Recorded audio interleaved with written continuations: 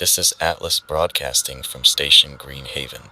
If you're tuning in, congratulations on surviving another day in our chlorophyll-infested world. It's been exactly 3 months since the first reported case of the chlorophyll plague, and I'm here to provide you with the latest updates, survival tips, and a glimmer of hope in these dark times. For those who might be new to our broadcast or have just emerged from isolation, let me give you a quick recap of how our world turned upside down. It all started with reports of unusual plant behavior in the Amazon rainforest. Scientists initially dismissed it as a localized phenomenon, but within weeks, similar incidents were reported across the globe. Plants, once passive and benign, began exhibiting aggressive behavior towards animals and humans. The infection spread rapidly, turning ordinary vegetation into carnivorous organisms with an insatiable appetite for flesh. Cities fell as urban parks and gardens became deadly traps. Rural areas, once considered safe havens, turned into green hellscapes. The world as we knew it crumbled in a matter of weeks. Now, 3 months into this botanical apocalypse, the global situation remains grim. Major population centers have been overrun, with survivors scattered in small pockets of resistance. The last official reports before government communication channels went dark estimated that over 70% of the world's population had either perished or gone missing. However, if you're listening to this broadcast, know that you're not alone. There are others out there, fighting to survive just like you. Let's start with a current situation update. Based on reports from our network of survivors, we've identified several areas that seem to be less affected by the chlorophyll plague. Arid regions, particularly deserts, appear to be more resistant to the spread of the infected plants. We've received promising news from survivors in the Mojave Desert, the Sahara, and parts of the Australian outback. These areas, while challenging in their own right, might offer a better chance of long-term survival. On the flip side, areas to avoid at all costs include the remnants of major cities, especially those with extensive park systems or urban forests. New York's Central Park, London's Hyde Park, and similar green spaces in urban areas have become deadly killing fields. The infected plants have taken over these areas, turning them into impenetrable fortresses of carnivorous vegetation. Coastal regions present a mixed bag. While the salinity of seawater seems to slow down the spread of infected plants, many beaches and coastlines have become overgrown with mutated seaweed and other aquatic plants. Exercise extreme caution if you find yourself near any body of water. Now, let's talk about the basics of survival in this new world. Rule number 1. Avoid all contact with vegetation. I cannot stress this enough. Even the most innocuous-looking plant could be infected and pose a deadly threat. If you must traverse areas with plant life, wear thick, protective clothing that covers every inch of your skin. Leather and denim have proven to be somewhat effective in resisting the grasp of carnivorous vines and leaves. Securing your living space is crucial for long-term survival. If you're holed up in a building, seal all windows and any other openings that could allow plants to enter. Use metal sheets, plywood, or any sturdy material you can find. Be particularly vigilant about small cracks or crevices. We've received reports of thread-like tendrils squeezing through the tiniest of openings to infiltrate supposedly secure shelters. Clear your immediate surroundings of all vegetation. Create a buffer zone around your shelter using concrete, asphalt, or any non-organic material. Some survivors have reported success with salt barriers, but be aware that this method may not be effective against all mutated plant species. When it comes to food and water, stick to canned goods and sealed containers. Fresh produce is no longer an option. If you must consume any plant-based products, ensure they were packaged before the outbreak began. Water from natural sources should be considered contaminated. Boil all water before consumption, and if possible, use water purification tablets or filters designed to remove biological contaminants. Essential equipment for survival in this green apocalypse includes machetes or other cutting tools to clear vegetation, fire-starting materials, as plants seem to have a particular aversion to flames, and airtight containers to store food and water. Gas masks or respirators can provide additional protection against airborne spores or pollen that some mutated plants have been observed releasing. Now, I know many of you are wondering about the nature of this plague and how it came to be. As a former botanist, I've been analyzing the data we've gathered from survivor reports and my own observations. While I can't provide a definitive answer, I can share some theories. The chlorophyll plague appears to be a form of rapid evolutionary mutation, possibly triggered by an unknown catalyst. This catalyst could be anything from a man-made chemical agent to an extraterrestrial microorganism. Whatever the cause, it has fundamentally altered the basic nature of plant life on our planet. Infected plants exhibit a range of new behaviors and adaptations. They've developed rudimentary sensory organs, allowing them to detect movement and heat. Some species have evolved rapidly moving appendages, capable of snatching prey with alarming speed. Others have developed digestive enzymes that can break down animal tissue in a matter of hours. Perhaps most alarmingly, we've observed a form of communication between infected plants. They seem to be able to share information about threats and potential food sources across vast distances. This hive mind behavior makes them incredibly dangerous and unpredictable. Despite the bleak situation, there are glimmers of hope. The rapid mutation of these plants might also be their weakness. Such dramatic changes in their biology could lead to instabilities that we might be able to exploit. Some survivors have reported success in using high-frequency sound to disrupt plant activity, while others have found that certain chemical compounds can repel or even harm the infected vegetation. As we continue to gather more information and share our findings, we increase our chances of finding a way to combat this green menace. Remember, knowledge is power, especially in these dark times. In our next segment, we'll delve deeper into survival strategies and share some inspiring stories from fellow survivors who have managed to carve out a semblance of normalcy in this changed world. Stay tuned, stay alert, and most importantly, stay alive. This is Atlas, your guide in the green apocalypse, and you're listening to Station Green Haven. Now that we've covered the basics of our current situation, let's dive deeper into essential survival strategies. As I mentioned before, avoiding contact with vegetation is paramount, but let's talk about how to do that effectively in a world overrun by hostile plants. First and foremost, always be aware of your surroundings. The chlorophyll plague has made our environment actively hostile, so constant vigilance is key.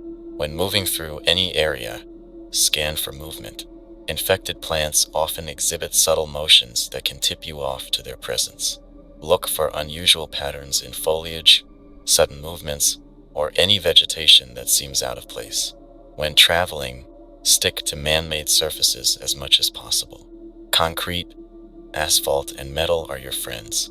If you must cross vegetated areas, use elevated paths whenever possible.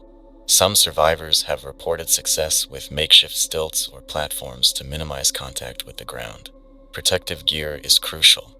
As I mentioned earlier, thick clothing that covers every inch of skin is essential. Leather and denim are good choices, but if you can find synthetic materials designed for protective gear, even better. Some survivors have improvised armor using materials like sheet metal or hard plastics. Cover your hands with thick gloves and protect your face with goggles and a mask or respirator. Now, let's talk about securing your living space. This is where you'll spend most of your time, so it's vital to get it right. Start by choosing a location wisely. Multi-story buildings are often a good choice, as they allow you to create a buffer zone between you and ground-level vegetation. Avoid buildings with extensive indoor plants or green walls, as these could already be compromised. Once you've chosen your shelter, begin by clearing a wide perimeter around it. Remove all vegetation, no matter how small or innocent looking. Remember, even a tiny seedling could be a potential threat. Use fire to clear the area if possible, but be extremely cautious. While plants are vulnerable to fire, an out-of-control blaze could trap you. Seal all entrances to your shelter. Windows, doors, vents, any opening no matter how small needs to be secured. Use metal sheets, plywood, or any sturdy material you can find. Pay special attention to the lower levels of your shelter, as ground-based plants will constantly be probing for ways to enter.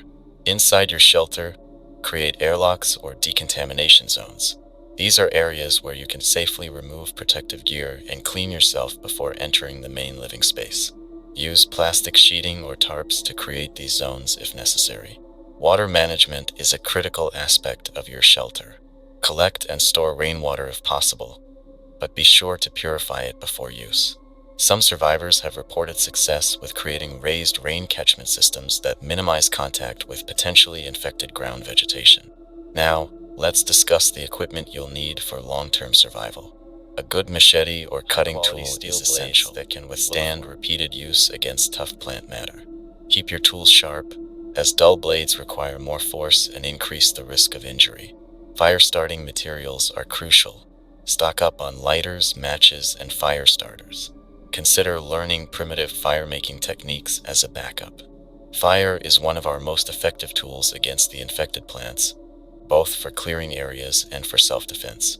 Communication equipment can be a lifesaver. While most traditional networks are down, some survivors have had success with shortwave radios. If you can, try to establish communication with other survivors in your area. Remember, there's safety in numbers, and shared knowledge can make all the difference. For food storage, airtight containers are essential. The mutated plants have shown an uncanny ability to detect and seek out organic matter, so keeping your food supply sealed is crucial. Use multiple layers of containment if possible. Now, I want to address a question that many of you have been asking.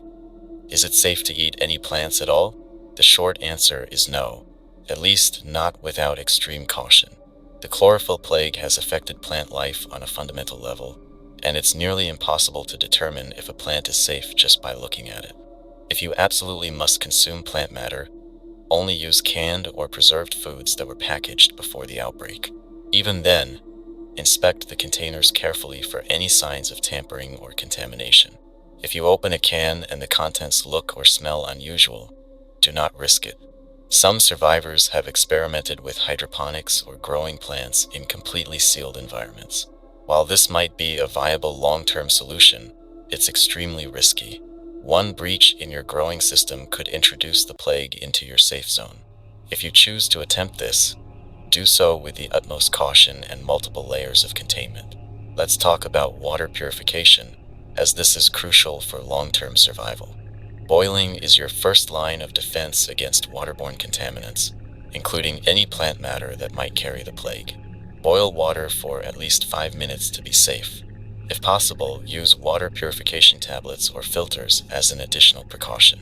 Some survivors have reported success with distillation methods, which involve boiling water and collecting the steam. This can be an effective way to purify water, but it requires more equipment and fuel.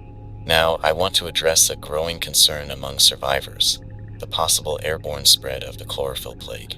We've received reports of some mutated plants releasing spores or pollen-like substances. While we don't have concrete evidence that these can directly infect humans, it's best to err on the side of caution. When outside, always wear a mask or respirator. N95 masks or better are ideal, but any covering is better than nothing. If you've been exposed to plant matter or suspicious airborne particles, decontaminate thoroughly before entering your shelter. Some survivors have experimented with creating positive pressure environments in their shelters, using air pumps and filters to keep potentially contaminated air out. While this can be effective, it requires a significant amount of equipment and power. If you have the resources, it's worth considering. Speaking of power, let's discuss energy management. With traditional power grids down in most areas, you'll need to be creative about generating and conserving energy. Solar panels are an excellent option if you can find them. They're silent, require little maintenance, and don't rely on fuel. Just be sure to keep them clear of any plant matter. Wind turbines can also be effective, but be cautious about placing them in areas with dense vegetation. Some survivors have reported mutated plants growing rapidly up wind turbine towers, compromising the equipment. For those in urban areas, scavenging batteries from abandoned vehicles can provide a temporary power source. Just be extremely careful when venturing into areas that might be overgrown. Regardless of your power source, conservation is key. Use energy-efficient LED lights and only power essential equipment. Consider establishing a schedule for power usage to maximize your resources. Now, I want to touch on a topic that's vital for long-term survival: mental health. The isolation and constant threat of our new world can take a severe toll on your psychological well-being. It's crucial to find ways to maintain your mental health.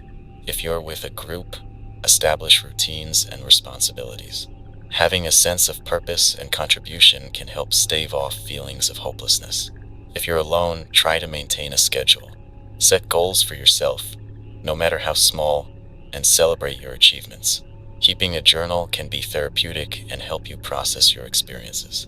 It can also serve as valuable information for other survivors if they find it. Document your observations about the mutated plants, successful survival strategies, and your personal journey. If possible, try to maintain some form of physical exercise. This not only keeps you in shape for the physical demands of survival, but also helps manage stress and improve mood. Just be sure to exercise in a safe, plant-free environment. Lastly, don't underestimate the power of hope. It might seem bleak out there, but humanity has faced and overcome tremendous challenges before. Every day you survive is a victory. Every piece of knowledge we gain about our adversary brings us one step closer to reclaiming our world.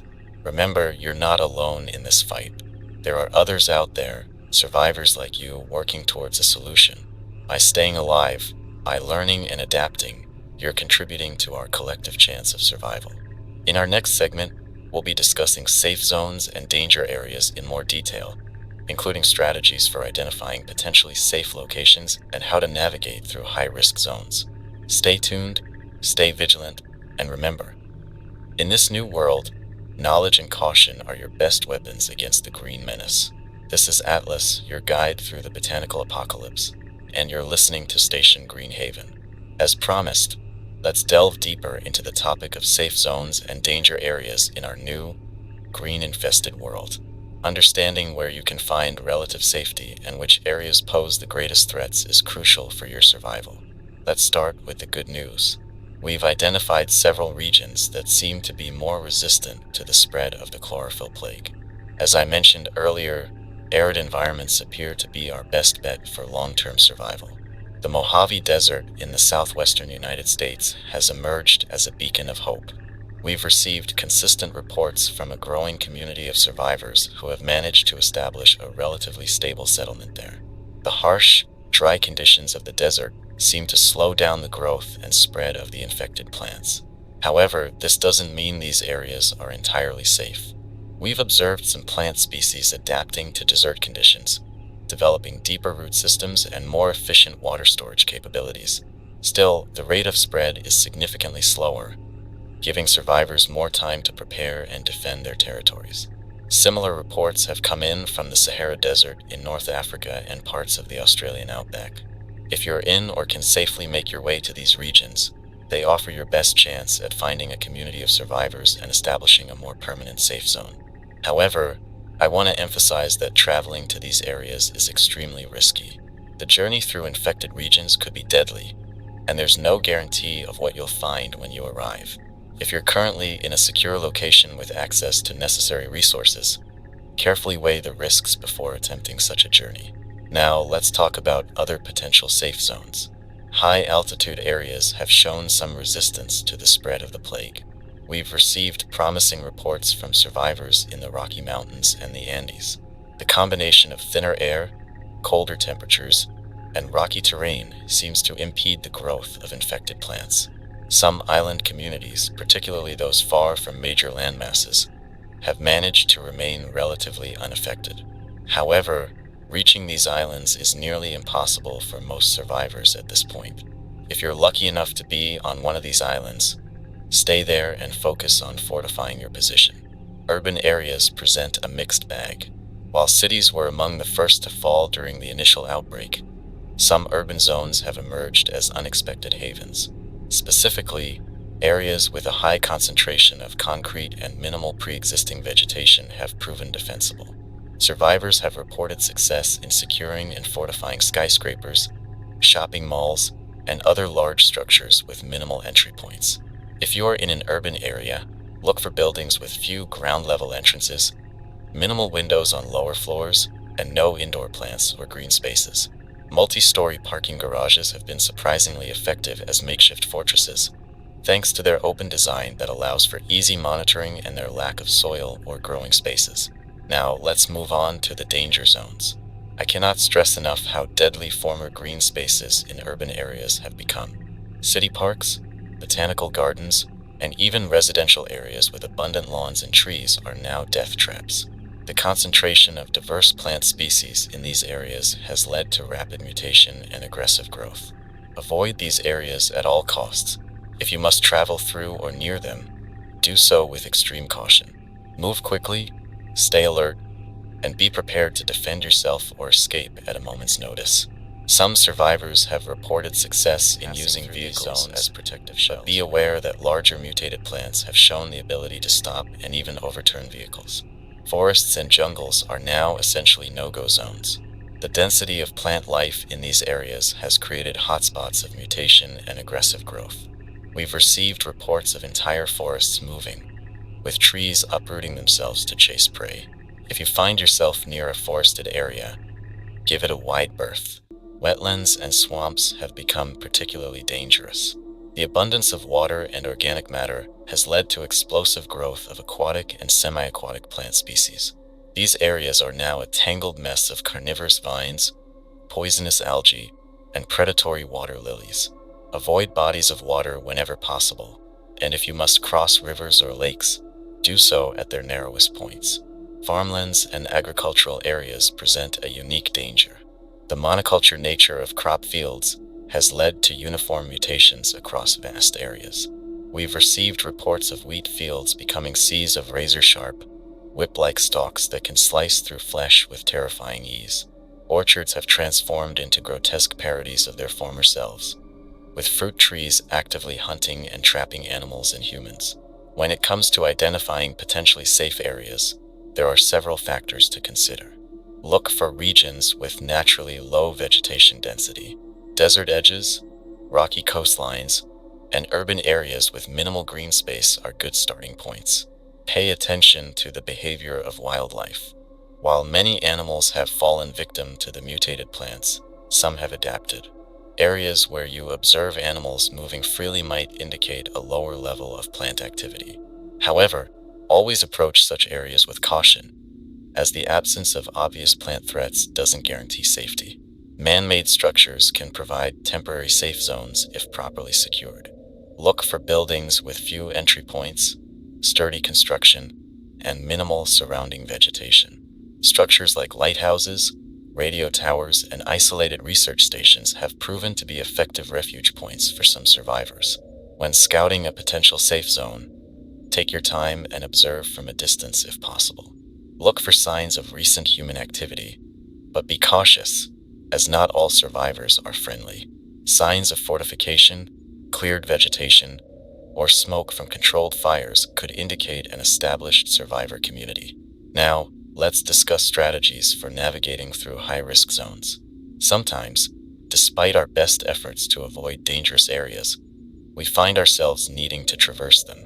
When this happens, preparation and caution are your best allies. First, plan your route carefully. Use maps, if you have access to them, to identify the shortest path through the danger zone. Look for elevated routes like bridges or overpasses that might allow you to avoid ground-level vegetation. Time your movement carefully. While we haven't observed a consistent day-night cycle in plant activity, many survivors report that plant movement seems to slow during the hottest parts of the day. If possible, travel during these times, but be aware that the heat also poses its own risks to you.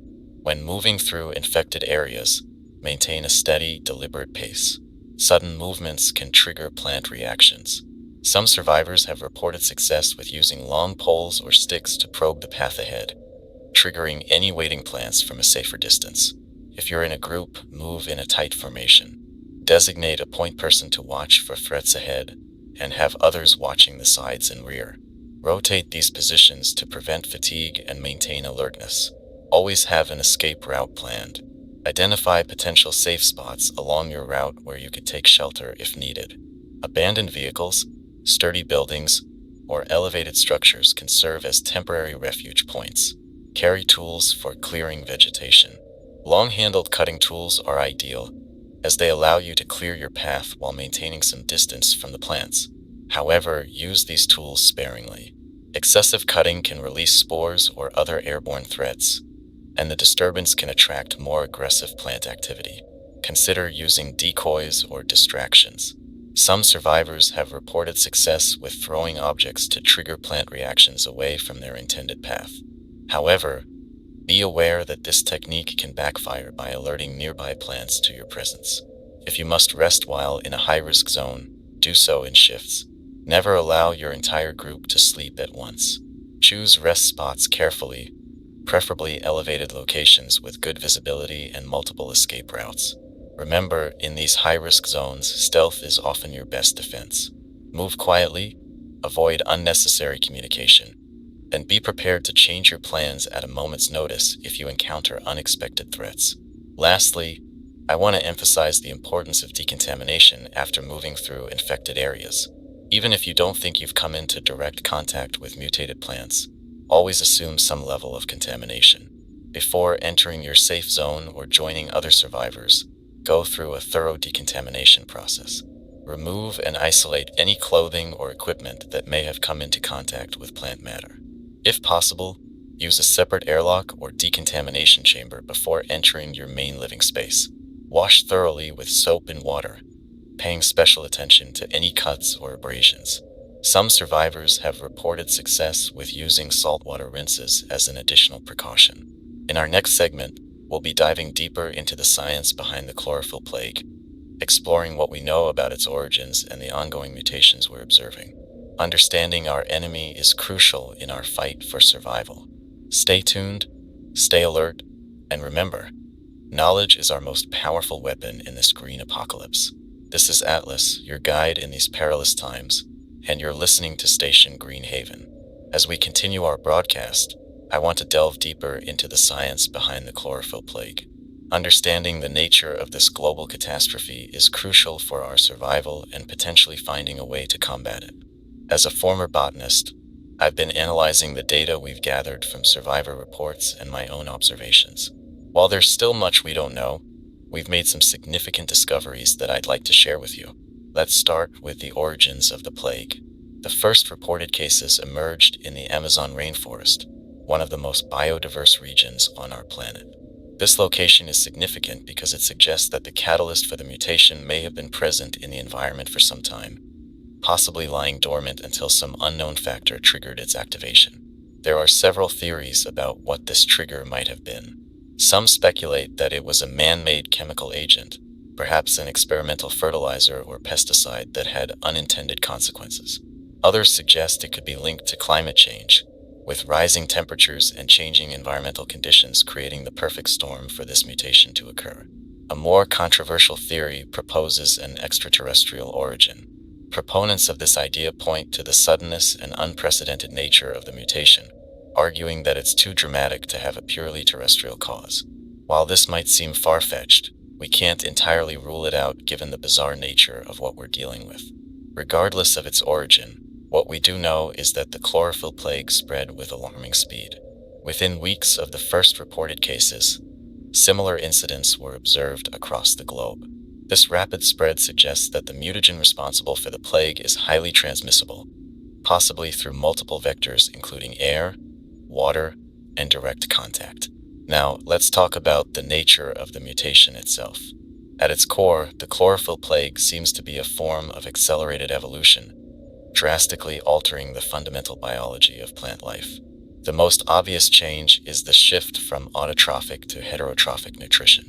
In simpler terms, plants have gone from producing their own food through photosynthesis to actively hunting and consuming other organisms. This shift is accompanied by a range of new adaptations that we've observed in infected plants. Many species have developed rudimentary sensory organs, allowing them to detect movement, heat, and even sound. We've seen the evolution of fast-moving appendages capable of grasping and ensnaring prey.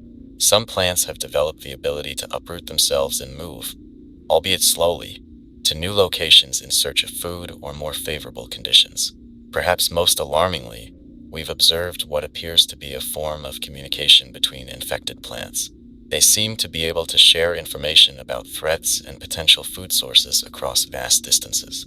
This hive mind behavior makes them incredibly dangerous and unpredictable. It's as if the entire plant kingdom has become a single, massive predatory organism. The biochemical changes in infected plants are equally dramatic. Many have developed powerful digestive enzymes capable of breaking down animal tissue in a matter of hours. We've also seen the emergence of various toxins and chemical defenses that make these plants even more dangerous to approach or consume. One of the most puzzling aspects of the chlorophyll plague is its ability to affect such a wide range of plant species. From tiny mosses to massive trees, no plant seems to be immune. This suggests that the mutagen targets fundamental aspects of plant biology, possibly at the genetic level. We've observed that the rate and extent of mutations seem to vary depending on the plant species and environmental conditions. Fast-growing plants like kudzu or bamboo have shown some of that. In contrast, slow-growing species like certain trees appear to mutate more slowly, but the changes are often more profound when they do occur. Environmental factors also play a significant role in the mutation process. Plants in areas with abundant water and nutrients tend to mutate more rapidly and aggressively. This is why urban parks and well-watered suburban areas became death traps so quickly. In contrast, plants in harsh environments like deserts or high altitudes seem to mutate more slowly, which may explain why these areas have remained relatively safer. Now, I want to address a question that many of you have been asking. Can the chlorophyll plague infect humans or animals directly? Based on our current observations, the answer appears to be no. We haven't seen any cases of humans or animals mutating in the same way plants have. However, this doesn't mean we're safe from its effects. Many infected plants have developed ways to inject toxins or parasitic spores into animals they capture. These don't seem to cause the same kind of mutation we see in plants, but they can be deadly nonetheless. We've also observed some plants releasing airborne spores or pollen-like substances that can cause severe allergic reactions or respiratory distress in humans and animals. Another concern is the potential for the plague to affect the microbiome in our bodies.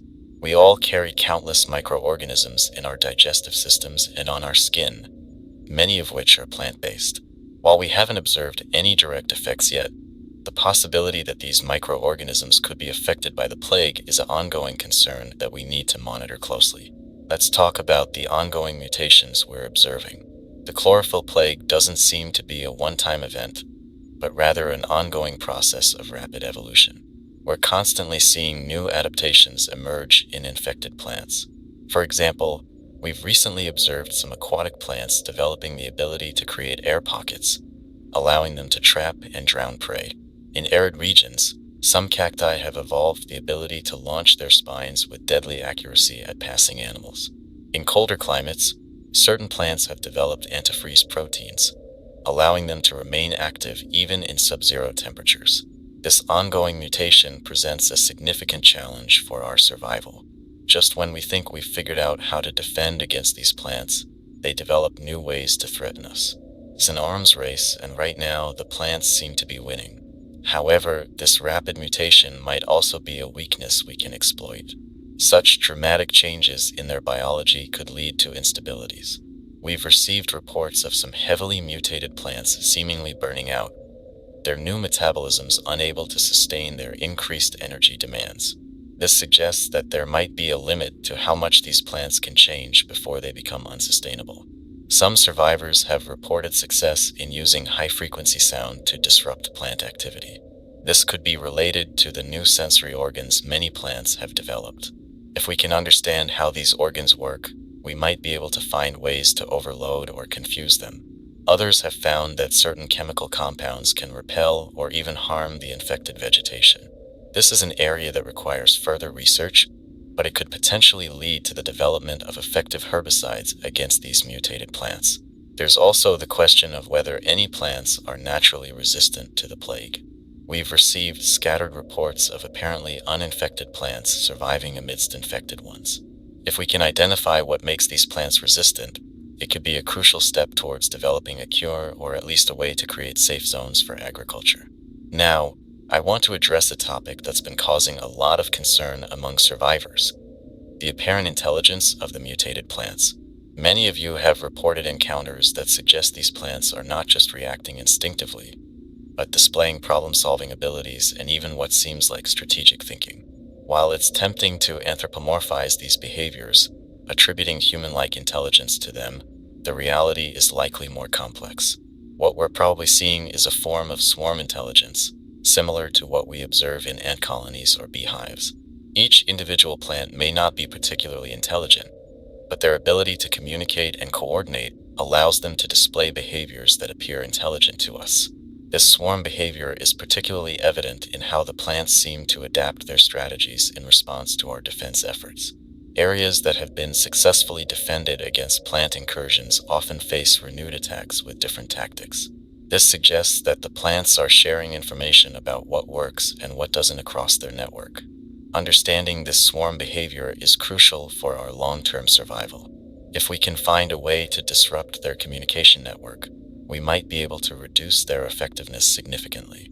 Some survivors have experimented with electromagnetic pulses to disrupt plant activity, with mixed results. This is definitely an area that warrants further investigation. As we continue to study and understand the chlorophyll plague, it's important to remember that our knowledge is still limited. We're dealing with an unprecedented phenomenon, and much of what we think we know is based on observation and educated guesses. We must remain open to new information and be willing to adapt our understanding as we learn more. That's why your reports and observations are so crucial. Every piece of information you share helps us build a more complete picture of what we're dealing with. If you've observed any unusual plant behaviors or have had success with particular defense strategies, please find a way to share that information. Your insights could save lives. In our next segment, we'll be discussing food and water management in more detail. As our understanding of the chlorophyll plague grows, so too does our need to adapt our survival strategies. Stay tuned, stay vigilant, and remember, in this new world, knowledge truly is power. This is Atlas, your scientific guide through the green apocalypse, and you're listening to Station Green Haven. As we continue our broadcast, let's focus on one of the most critical aspects of survival in our new world: food and water management. In the face of the chlorophyll plague, our traditional sources of sustenance have become potential death traps. We need to completely rethink how we obtain, store, and consume our food and water. Let's start with water, the most essential resource for survival. The first rule is to consider all natural water sources potentially contaminated. Rivers, lakes, and even rainwater may contain spores or other contaminants from infected plants. This means we need to treat all water before consumption. Boiling is your first and most reliable method of water purification. Bring water to a rolling boil and let it continue boiling for at least 5 minutes. This will kill most pathogens and destroy any plant matter that might carry the chlorophyll plague. However, boiling alone may not be enough to remove all potential contaminants. If possible, combine boiling with filtration for maximum safety. Homemade filters can be created using layers of cloth, sand, and charcoal. Commercial water filters, if you can find them, are even better. Look for filters that can remove particles as small as 0.2 microns, as these will be effective against most biological contaminants. Some survivors have reported success with water distillation methods. This involves boiling water and collecting the steam, which then condenses back into pure water. While this method is more time-consuming and requires more equipment, it's highly effective at removing both biological and chemical contaminants. For those in urban areas, don't overlook sources of clean water that might be hiding in plain sight. Water heaters in abandoned buildings often contain significant amounts of clean water. The upper tanks of toilets, not the bowl, also contain potable water. Just be sure to purify these sources as well, as they may have become contaminated since the outbreak. Now, let's discuss water storage. It's crucial to have a supply of clean water stored at all times. Use food-grade containers that can be tightly sealed. Avoid containers that previously held chemicals or non-food items. Clear containers should be stored in dark places to prevent algae growth. Rotate your water supply regularly, using the oldest water first and replacing it with freshly purified water. This helps ensure your supply remains safe and prevents stagnation. Add a small amount of unscented household bleach, about 2 drops per liter, to stored water as an extra precaution against bacterial growth. Moving on to food, we face an even greater challenge. With the plant kingdom turned against us, we've lost access to a huge portion of our traditional food sources. Fresh fruits and vegetables are now potentially deadly, and even preserved plant-based foods carry risks. The safest option is to rely on canned and preserved foods that were packaged before the outbreak. Canned meats, fish, and non-plant-based foods should be your primary targets when scavenging. Look for high-calorie, nutrient-dense options like canned chili, stews, and fatty fish like salmon or mackerel. When selecting canned goods, always check the integrity of the can. Avoid any cans that are bulging, rusted, or damaged in any way. These could indicate bacterial contamination, which is a risk we can't afford to take in our current situation. Dried and preserved meats like jerky can be valuable sources of protein and calories. However, be cautious with commercially produced jerky, as it often contains plant-based contaminants. If possible, learn to make your own jerky from fresh meat. Speaking of fresh meat, hunting and fishing can be viable options for food procurement, but they come with significant risks. Many animals have fallen victim to the mutated plants, and their meat could be contaminated. If you do hunt or fish, be extremely cautious. Cook all meat thoroughly and avoid consuming the organs of land animals, as these are more likely to contain concentrated toxins. Insects, while not appetizing to many, can be a safe and nutritious food source. Many insects are high in protein and other nutrients. Grasshoppers, crickets, and mealworms are particularly nutritious. Just be sure to cook them thoroughly to kill any potential parasites. Now, let's address a question many of you have been asking. Is it safe to eat any plants at all? The answer, unfortunately, is mostly no. The chlorophyll plague has affected plant life on a fundamental level, and it's nearly impossible to determine if a plant is safe just by looking at it. However, there may be some exceptions. We've received reports from some areas of apparently uninfected plants surviving amidst the mutated ones. These could potentially be naturally resistant to the plague. If you encounter such plants, approach them with extreme caution. Do not consume them directly. Instead, if possible, try to collect samples or seeds for further study. This could be crucial for developing future food sources. Some survivors have experimented with growing plants in completely sealed environments, using hydroponics or aeroponic systems. While this might be a viable long-term solution, it's extremely risky. One breach in your growing system could introduce the plague into your safe zone. If you choose to attempt this, do so with the utmost caution and multiple layers of containment. For those considering agriculture, there might be potential in cultivating fungi. Mushrooms and other fungi are not plants and seem to be unaffected by the chlorophyll plague. They can be grown in controlled environments relatively easily and provide valuable nutrients. Just be absolutely certain of your identification before consuming any fungi, as many species are toxic to humans. Now let's talk about food storage and preparation. In our new reality, proper food storage is more critical than ever. All food should be stored in airtight containers to prevent any potential contamination. Use multiple layers of containment if possible. When preparing food, treat every surface as potentially contaminated. Clean and sanitize all preparation areas thoroughly before and after use. Use separate utensils and cutting boards for different types of food to prevent cross-contamination. Cook all food thoroughly. While we typically associate foodborne illnesses with undercooked meat, in our current situation, any undercooked food could potentially harbor the chlorophyll plague or other dangerous contaminants. Be particularly cautious with any food that has an unusual color, smell, or texture. The mutated plants have shown an ability to mimic other organisms.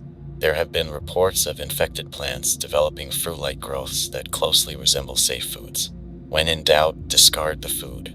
It's better to go hungry for a meal than to risk infection. Let's discuss nutrition. With our food options severely limited, maintaining a balanced diet is challenging but crucial. Malnutrition can weaken your immune system and make you more vulnerable to all threats, not just the chlorophyll plague. Protein is essential for maintaining muscle mass and overall health. Prioritize canned meats, fish, and eggs if available. Canned beans, while plant-based, can be a good source of protein if you're certain they were canned before the outbreak. Fats are crucial for long-term survival, providing concentrated energy and helping your body absorb certain vitamins. Canned fish, especially fatty fish like salmon or sardines, are excellent sources. Nuts, if you have access to pre-outbreak stores, are also good options. Carbohydrates, while important for energy, are the most challenging nutrient to obtain safely given that most carb sources are plant-based. Canned pasta meals or rice, if properly sealed and from before the outbreak, can provide carbohydrates. Some survivors have reported success with making flour from ground insects, which can then be used to make basic bread. Vitamins and minerals are perhaps the most challenging nutrients to obtain in our new world. Multivitamin supplements, if you can find them, can be literal lifesavers. Canned fruits and vegetables, while risky, may be necessary to prevent severe vitamin deficiencies. Just be absolutely certain they were canned before the outbreak and show no signs of contamination. Calcium is another nutrient of concern, especially for long-term survival. Canned fish with bones, like sardines, can be a good source. Some survivors have reported grinding eggshells into a fine powder and adding small amounts to their food as a calcium supplement.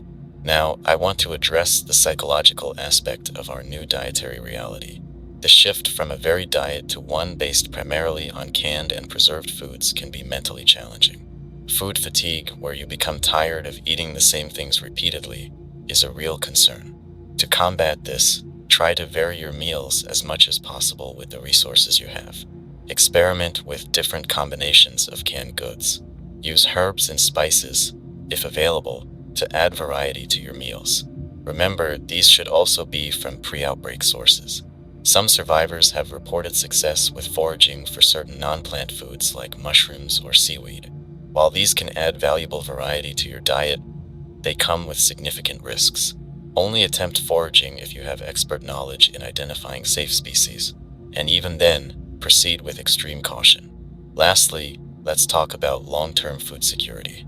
While scavenging can sustain us for now, it's not a viable long-term strategy. We need to start thinking about sustainable food sources.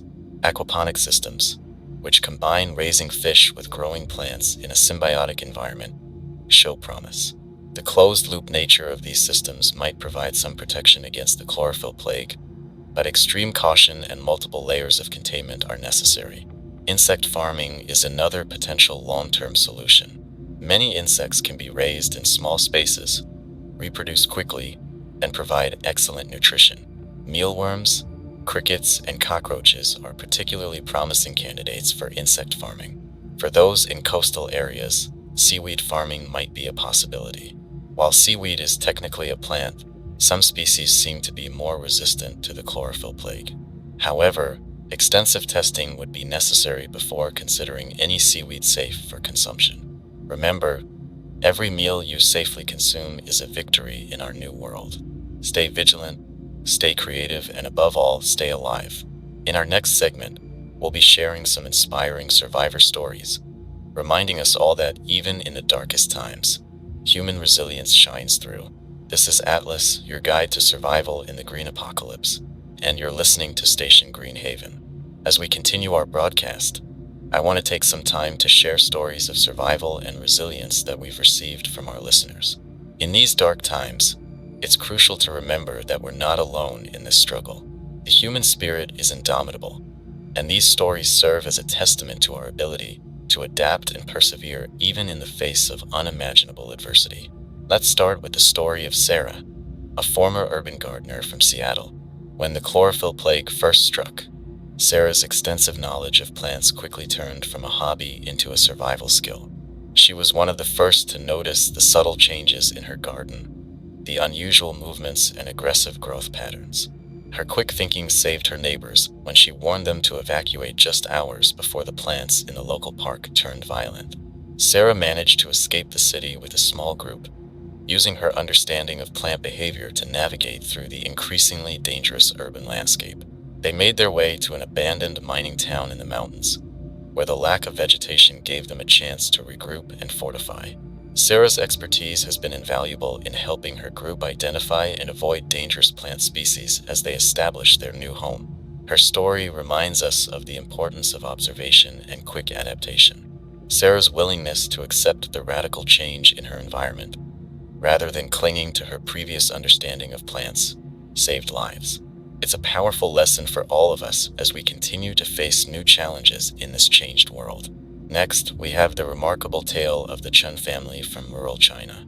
When news of the chlorophyll plague reached their village, the Chen family's patriarch, an engineer by trade, immediately began working on a solution.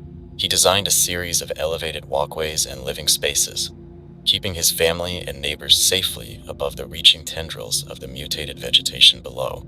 The Chen's ingenuity didn't stop there. They developed a system for collecting and purifying rainwater, ensuring a safe water supply without risking contact with infected ground sources. Their elevated farm, using sealed hydroponic systems, has become a model for sustainable food production in our new reality. What's most inspiring about the Chin family's story is how they've used their innovations to help others. They've shared their designs with neighboring villages, creating a network of elevated communities that trade resources and information. It's a powerful reminder that even in our changed world, community and cooperation remain essential for a story that showcases the importance of adaptability and creative thinking. Meet Carlos, a former software engineer from Sao Paulo, Brazil. When the plague hit, Carlos found himself trapped in his high-rise apartment building. Instead of attempting a dangerous escape through the plant-infested streets, Carlos turned his building into a vertical fortress. Using his technical skills, Carlos rigged up a system of sensors and alarms to detect plant movement around the building's perimeter. He coordinated with other residents to create safe zones on the upper floors, sealing off the lower levels to prevent plant infiltration. Carlos even developed a pulley system to safely transport supplies between apartments without risking exposure to the dangers below. What's particularly noteworthy about Carlos's story is how he's used technology to maintain a sense of community. He set up a local network allowing residents to communicate and share resources, preserving a sense of normalcy in their isolated world. Carlos's story shows us that with ingenuity and cooperation, we can create pockets of safety even in the most challenging environments. Let's move on to a tale that demonstrates the power of knowledge and preparation. Meet Dr. Amelia Wong, a botanist who was part of a research team in Antarctica when the chlorophyll plague began. The isolated research station, with its controlled environments and lack of natural vegetation, became an unexpected safe haven. Dr. Wong's scientific background proved invaluable as she led efforts to understand and combat the plague. Using the station's advanced laboratories, she's been conducting experiments to unravel the mysteries of the mutated plants. Her team has made significant progress in identifying the mechanisms behind the plant's new behaviors, work that could be crucial in our long-term fight against this threat. But Dr. Wong's contribution goes beyond her scientific work. She's used the station's communication equipment to gather and disseminate information from around the world, becoming a crucial hub of knowledge in our fragmented new reality. Her story reminds us of the vital importance of scientific understanding and global cooperation in facing this unprecedented challenge. Now, I want to share a story that highlights the unexpected ways our past experiences can prepare us for survival. Meet Jack, a former theme park designer from Orlando, Florida.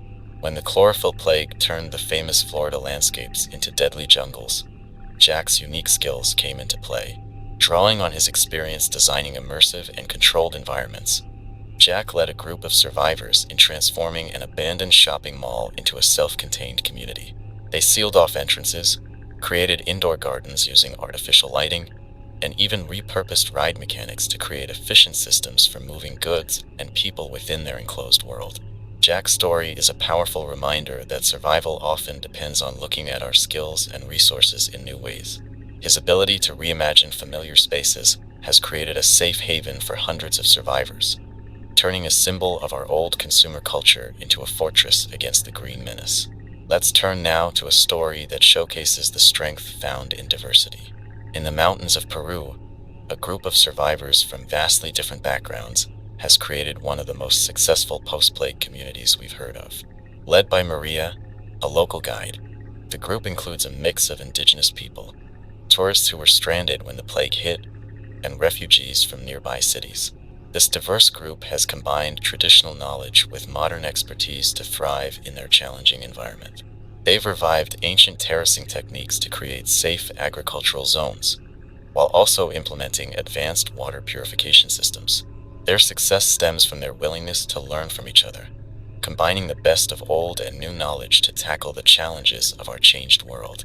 Maria's group has also developed innovative defensive measures against the mutated plants. They've observed that certain traditional herbs seem to repel the aggressive vegetation, creating natural barriers around their settlement. While we can't confirm the effectiveness of these methods in other areas, their story highlights the importance of remaining open to unconventional solutions. Now, I want to share a tale that reminds us of the power of individual action. Meet Hiroshi, a retired machinist from Tokyo. When the plague turned Tokyo's lush parks and gardens into deadly traps, many thought the densely populated city was doomed. But Hiroshi saw an opportunity in the city's vast network of underground tunnels and spaces. Using his technical skills, Hiroshi began adapting the underground areas into livable spaces. He designed and built air filtration systems to keep the underground air clean, and worked out ways to reroute water and power systems. What started as a personal project soon grew as Hiroshi taught others his techniques. Today, large parts of Tokyo's underground have been transformed into a sprawling subterranean city, safe from the threat of the mutated plants above. Hiroshi's initiative and willingness to share his knowledge have saved countless lives, turning one of the world's most vulnerable cities into an underground stronghold of human survival. Let's move to a story that showcases the power of youth and adaptability. Meet Zoe, a 16-year-old high school student from Sydney, Australia. When the plague hit, Zoe was on a school camping trip in the outback. As the adult leaders fell victim to panic and indecision, Zoe stepped up to lead her classmates to safety. Drawing on survival skills learned from her indigenous Australian grandmother, Zoe guided the group through the harsh landscape, avoiding areas of dense vegetation and finding safe water sources. She organized her peers into teams, assigning roles based on individual strengths, and kept morale high with her unwavering determination. Zoe's group not only survived but thrived, establishing a sustainable camp that has become a beacon of hope in the outback. Her story reminds us that leadership can come from unexpected places, and that the resilience of youth can be a powerful force in our fight for survival. Now, I want to share a story that highlights the importance of long-term thinking and planning. Meet Dr. Elias Contreras, a climate scientist who was working on a self-sustaining biodome project when the chlorophyll plague began. The biodome, designed to test theories about colonizing other planets, became an unexpected arc of human and animal life. Dr. Contreras and his team quickly sealed the biodome, creating a safe haven free from the mutated plants outside. They've since expanded their original mission, working to preserve as many uninfected plant species as possible. Their work could be crucial for the future, providing a source of safe plant life if we ever manage to push back the plague. But Dr. Contreras' team isn't just focused on preservation. They're actively working on understanding the plague, using their controlled environment to study how it spreads and evolves. Their research provides a glimmer of hope that we might one day find a way to combat this threat on a global scale. Let's turn to a story that reminds us of the power of music and art in maintaining our humanity. Meet Aisha, a former music teacher from Lagos, Nigeria. When her city fell to the mutated plants, Aisha found herself leading a group of survivors to an abandoned oil rig off the coast. In the harsh, utilitarian environment of the rig, Aisha recognized the danger of losing hope. She began organizing concerts, using salvaged instruments and encouraging survivors to share songs from their various cultural backgrounds. These concerts became a crucial part of life on the rig, providing not just entertainment but a way for the diverse group of survivors to connect and maintain their cultural identities. Aisha's story is a powerful reminder that survival is about more than just food, water, and shelter. By nurturing the arts, she's helping her community hold onto their humanity in the face of unimaginable challenges. Now, I want to share a story that showcases the unexpected ways nature can adapt to our changed world. Meet Rodrigo, a former park ranger from the Amazon rainforest. When the chlorophyll plague began, Rodrigo expected the dense jungle to become a death trap. Instead, he witnessed something extraordinary. The animals of the Amazon, faced with the aggressive new plant life, began to adapt rapidly. Rodrigo observed monkeys developing new techniques to navigate through the changed canopy, and birds altering their nesting habits to avoid carnivorous vines. Most surprisingly, he noticed that some of the Amazon's most dangerous creatures, like jaguars and anacondas, seem to be naturally resistant to the mutated plants. Rodrigo's observations have provided valuable insights into how the natural world is responding to the plague. His work reminds us that while the chlorophyll plague has upset the balance of nature, life finds a way to adapt and survive. By observing and learning from these adaptations, we may find new strategies for our own survival. These stories, diverse as they are, all share common threads of resilience, adaptability, and hope. They remind us that even in the darkest times, the human spirit can find ways to persevere and even thrive. Whether it's through scientific knowledge, traditional wisdom, technological innovation, or sheer determination, people around the world are finding ways to survive and maintain their humanity in the face of this unprecedented threat. As we continue to face the challenges of our changed world, let these stories inspire you. Remember that every day of survival is a victory. Every problem solved. We may be separated by distance and the dangers of our new reality, but we are united in our struggle and our hope. In our next segment, we'll be discussing recent observations of plant behavior and defense mechanisms, providing crucial information to help you stay safe in our green-infested world. Stay tuned, stay vigilant, and above all, stay hopeful. This is Atlas, your voice of humanity in the face of the chlorophyll plague, and you're listening to Station Green Haven. As we continue our broadcast, it's crucial that we discuss the latest observations on plant behavior and defense mechanisms. Understanding how these mutated plants operate is key to our survival in this green-infested world. We've been collecting reports from survivors across the globe, and the picture they paint is both fascinating and terrifying. Let's start with the hunting patterns we've observed in these mutated plants. Unlike their pre-plague counterparts, these plants are active predators. They don't simply wait for prey to come to them. They actively seek it out. Many species have developed the ability to detect heat and movement, allowing them to track potential prey over considerable distances. One of the most alarming developments we've seen is in vine species. Survivors have reported vines that can extend at incredible speeds, sometimes growing several meters in a matter of seconds to snare unsuspecting victims. These vines often work in coordinated attacks, with multiple vines approaching from different directions to ensnare prey. Tree species have also shown terrifying adaptations. We've received reports of trees uprooting themselves to chase prey, albeit slowly. While they may not be fast, their strength and endurance make them formidable predators. Some survivors have observed trees forming loose circles to trap animals or humans, slowly closing in over the course of hours or even days. Grass and other ground cover plants have developed equally disturbing hunting methods. Some species have evolved razor-sharp edges, capable of slicing through flesh with ease. Others have developed the ability to entangle and trip their prey, working together to bring down larger animals. Aquatic plants have become particularly dangerous. We've seen reports of algae blooms that can paralyze swimmers, and water lilies that have developed the ability to wrap around and drown their prey. Even seaweed has become a threat, with some species evolving to create powerful currents that can pull swimmers under. Perhaps most alarmingly, we've observed what appears to be coordinated hunting behavior between different plant species. It's as if they're working together, with some plants herding prey towards others that are better equipped to make the kill. This level of cooperation suggests a form of communication between plants that we don't yet fully understand. Now, let's talk about the defense mechanisms these mutated plants have developed. As humans have fought back against the green menace, the plants have evolved new ways to protect themselves. Many species have developed tough, bark-like exteriors that are resistant to cutting tools. Survivors have reported needing to use power tools or specialized equipment to breach these defenses. Some plants have even incorporated particles of metal or stone into their structures, making them even more difficult to damage. We've also seen the evolution of chemical defenses. Many plants now produce toxins that can cause severe reactions on contact with skin.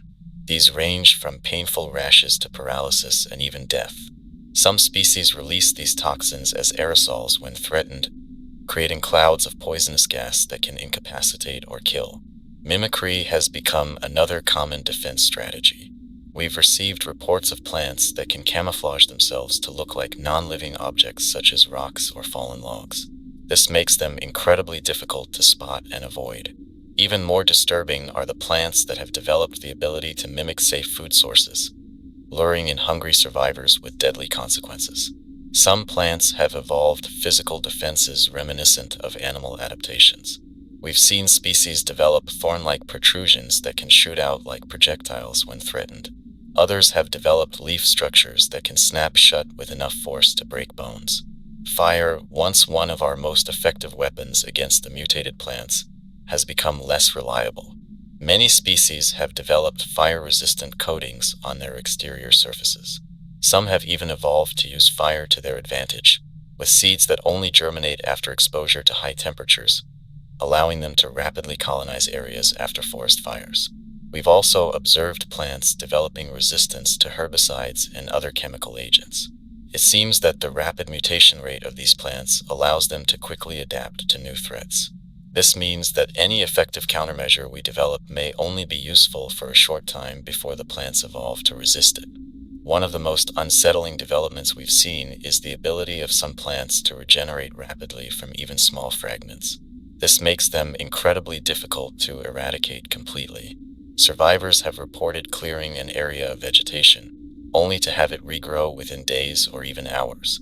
Now, let's discuss some effective countermeasures that survivors have developed against these plant threats. While the situation may seem dire, human ingenuity has found ways to fight back. First and foremost, early detection is crucial.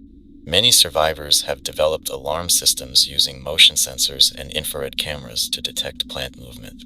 These early warning systems can provide crucial extra seconds to react to an approaching threat. Physical barriers remain one of our most effective defenses. Survivors have had success with walls and fences made of non-organic materials like metal or concrete. Some have even used electrified barriers, which seem to be particularly effective against the more sensitive plant species. When it comes to clearing vegetation, fire remains useful despite the growing fire resistance of some species. However, survivors have found that sustained high temperatures are necessary to ensure complete destruction. Some have developed flamethrower-like devices that can maintain high temperatures for extended periods. Chemical warfare against the plants continues to evolve. While the plants are developing resistance to many herbicides, some survivors have had success with more unconventional chemicals. Salt solutions, for example, have proven effective against many species, especially in areas where the plants haven't been exposed to saline conditions before. Sound-based weapons have shown promise against some plant species. High-frequency sound waves can disrupt the sensory organs that many mutated plants have developed. Some survivors have created sonic devices that can incapacitate or even destroy plants over a wide area. In terms of personal protection, survivors have developed specialized gear to defend against plant attacks. Reinforced clothing made from Kevlar or other tough materials can resist the cutting and piercing attacks of many plant species. Full-face respirators are crucial for protection against airborne toxins and spores. For those who must traverse plant-infested areas, some survivors have developed pole-like devices to probe the path ahead, triggering any waiting plants from a safe distance. Others have created protective bubbles or sealed suits that completely isolate them from the environment. Now, let's talk about some of the more unusual plant behaviors we've observed. These might seem hard to believe, but multiple reliable sources have confirmed these phenomena. We've received reports of plants developing rudimentary eyes or eye-like structures. These seem to be capable of detecting light and movement, allowing the plants to track prey more effectively. Some survivors have reported plants that appear to be watching them, turning to follow their movements. In some areas, plants have been observed creating structures reminiscent of insect hives or animal nests. These structures seem to serve as central hubs for plant activity, possibly acting as centers of communication or resource distribution. Approaching these structures is extremely dangerous, as they are usually heavily defended. Perhaps most disturbingly, we've seen evidence of plants assimilating animal matter into their structures. Survivors have reported seeing plant growths with disturbingly animal-like features, such as tendrils that move like tentacles or bark patterns that resemble scales or fur. Whether this is a form of mimicry or something more sinister is unclear. We've also observed plants developing the ability to produce sounds. These range from low, almost subsonic vibrations to high-pitched wails. The purpose of these sounds isn't clear, but they seem to play a role in communication between plants and possibly in disorienting or attracting prey. In aquatic environments, some plant species have developed the ability to generate bioluminescence. While beautiful, these lights often serve to lure in unsuspecting prey. Survivors have reported entire ponds or sections of coastline lighting up at night, creating deadly but mesmerizing displays. Some plant species have evolved to exploit our technology. We've seen vines that can infiltrate electrical systems, seemingly drawing power to accelerate their growth. Others have developed the ability to interfere with electronic devices, creating dead zones where our technology doesn't function. Now, I want to address a question that many of you have been asking. Are there any plants that remain safe? While we can't say with absolute certainty, we have received reports of some plant species that seem to be resistant to the chlorophyll plague. Certain desert plants, particularly those less affected by the mutation. Some survivors in arid regions have reported successfully cultivating these plants for food and other resources. However, extreme caution is still necessary as the plague continues to evolve and spread. We've also received reports of some fungal species that not only resist the plague but actively combat infected plants. While fungi aren't technically plants, this could provide a promising avenue for developing biological countermeasures against the mutated vegetation. In conclusion, the plant life on our planet continues to evolve in ways we never thought possible. The chlorophyll plague has turned the natural world against us, but we continue to adapt and fight back. By understanding these new plant behaviors and developing effective countermeasures, we give ourselves the best chance of survival. Remember, knowledge is our most powerful weapon in this fight. Continue to observe, learn, and share your findings with other survivors. Every piece of information could be the key to our survival. In our next segment, we'll be discussing health and first aid in our new world, including how to treat injuries from plant encounters and recognize symptoms of potential plant-based illnesses. Stay tuned, stay vigilant, and above all, stay safe. This is Atlas, your guide through the green apocalypse, and you're listening to Station Green Haven. As we continue our broadcast, it's crucial that we discuss health and first aid in our new world. The chlorophyll plague has not only changed our environment, but also introduced new health risks and challenges. Understanding how to treat injuries from plant encounters and recognize symptoms of potential plant-based illnesses could mean the difference between life and death. Let's start with the most common type of injury: lacerations and puncture wounds from encounters with mutated plants. Many plant species have developed sharp edges, thorns, or projectile capabilities that can easily pierce skin and cause deep wounds. When treating these injuries, the first step is always to get to a safe location, away from any potentially hostile vegetation. Once you're safe, clean the wound thoroughly. Use purified water if available, or a sterile saline solution if you have it. It's crucial to remove any plant matter from the wound, as even tiny fragments could lead to infection or trigger further mutation. Use tweezers if necessary, and irrigate the wound generously to flush out any remaining debris. After cleaning, apply an antiseptic solution if available. In the absence of commercial antiseptics, some survivors have reported success with using high-proof alcohol or even salt water, though these can be painful. Cover the wound with a clean, dry dressing. Change the dressing regularly and watch for signs of infection. It's important to note that traditional antibiotics may not be effective against infections caused by mutated plants. Some survivors have reported success with using colloidal silver or tea tree oil as natural alternatives, but research in this area is ongoing. Now, let's discuss a more severe type of injury: envenomation from plant toxins.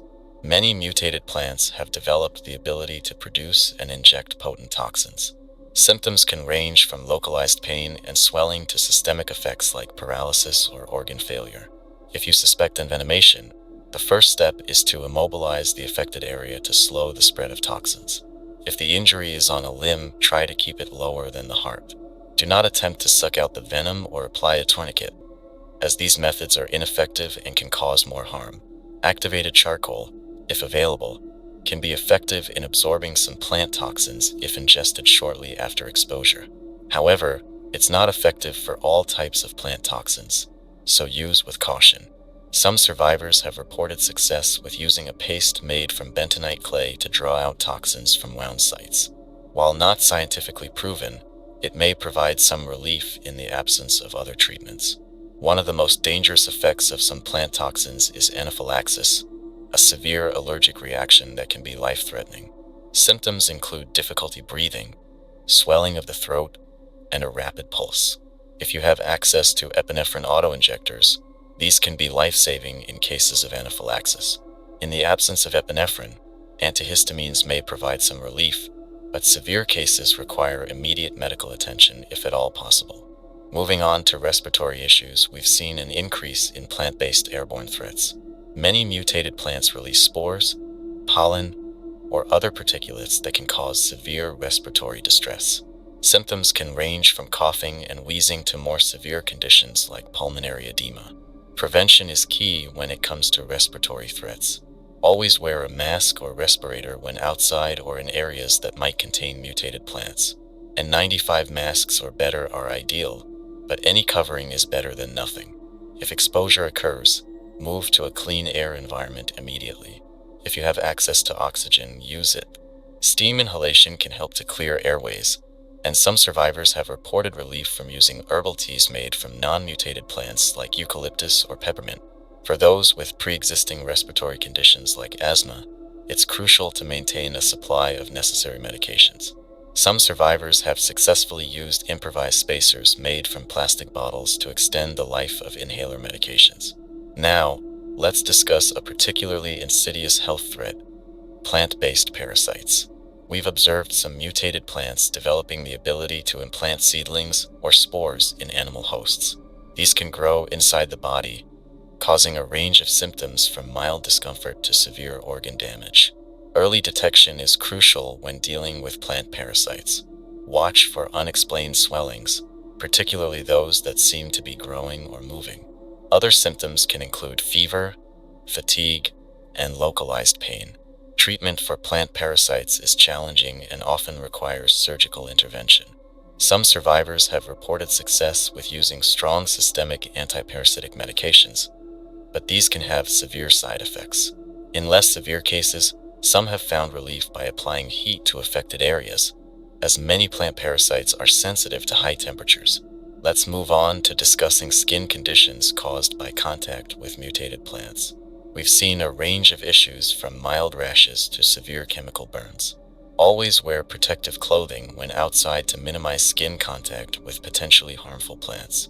If skin contact occurs, immediately wash the affected area with copious amounts of clean water. Do not use soap initially, as this can sometimes spread oil-based plant toxins. After thorough rinsing, a mild soap can be used. For mild rashes, calamine lotion or hydrocortisone cream can provide relief. For more severe reactions, some survivors have reported success with using a paste made from baking soda and water to neutralize acids, or vinegar to neutralize alkaline burns. In cases of severe chemical burns from plant contact, treat them as you would any major burn. Cover with clean, dry dressings and seek medical attention if possible. Keep the victim hydrated, as fluid loss can be a major concern with extensive burns. Now let's address a growing concern: plant-based hallucinogens and neurotoxins. Some mutated plants have developed the ability to produce powerful psychoactive compounds. Exposure can lead to confusion, hallucinations, and in severe cases, long-term neurological damage. Symptoms of exposure can include dilated pupils, disorientation, and erratic behavior.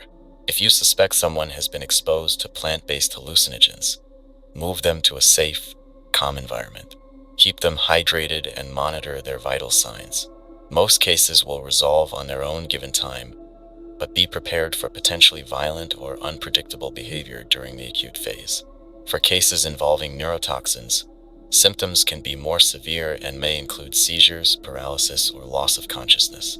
In these cases, maintaining the airway and breathing is crucial. If you have access to activated charcoal and the toxin was ingested recently, it may help reduce absorption. Let's discuss the importance of maintaining general health in our new world.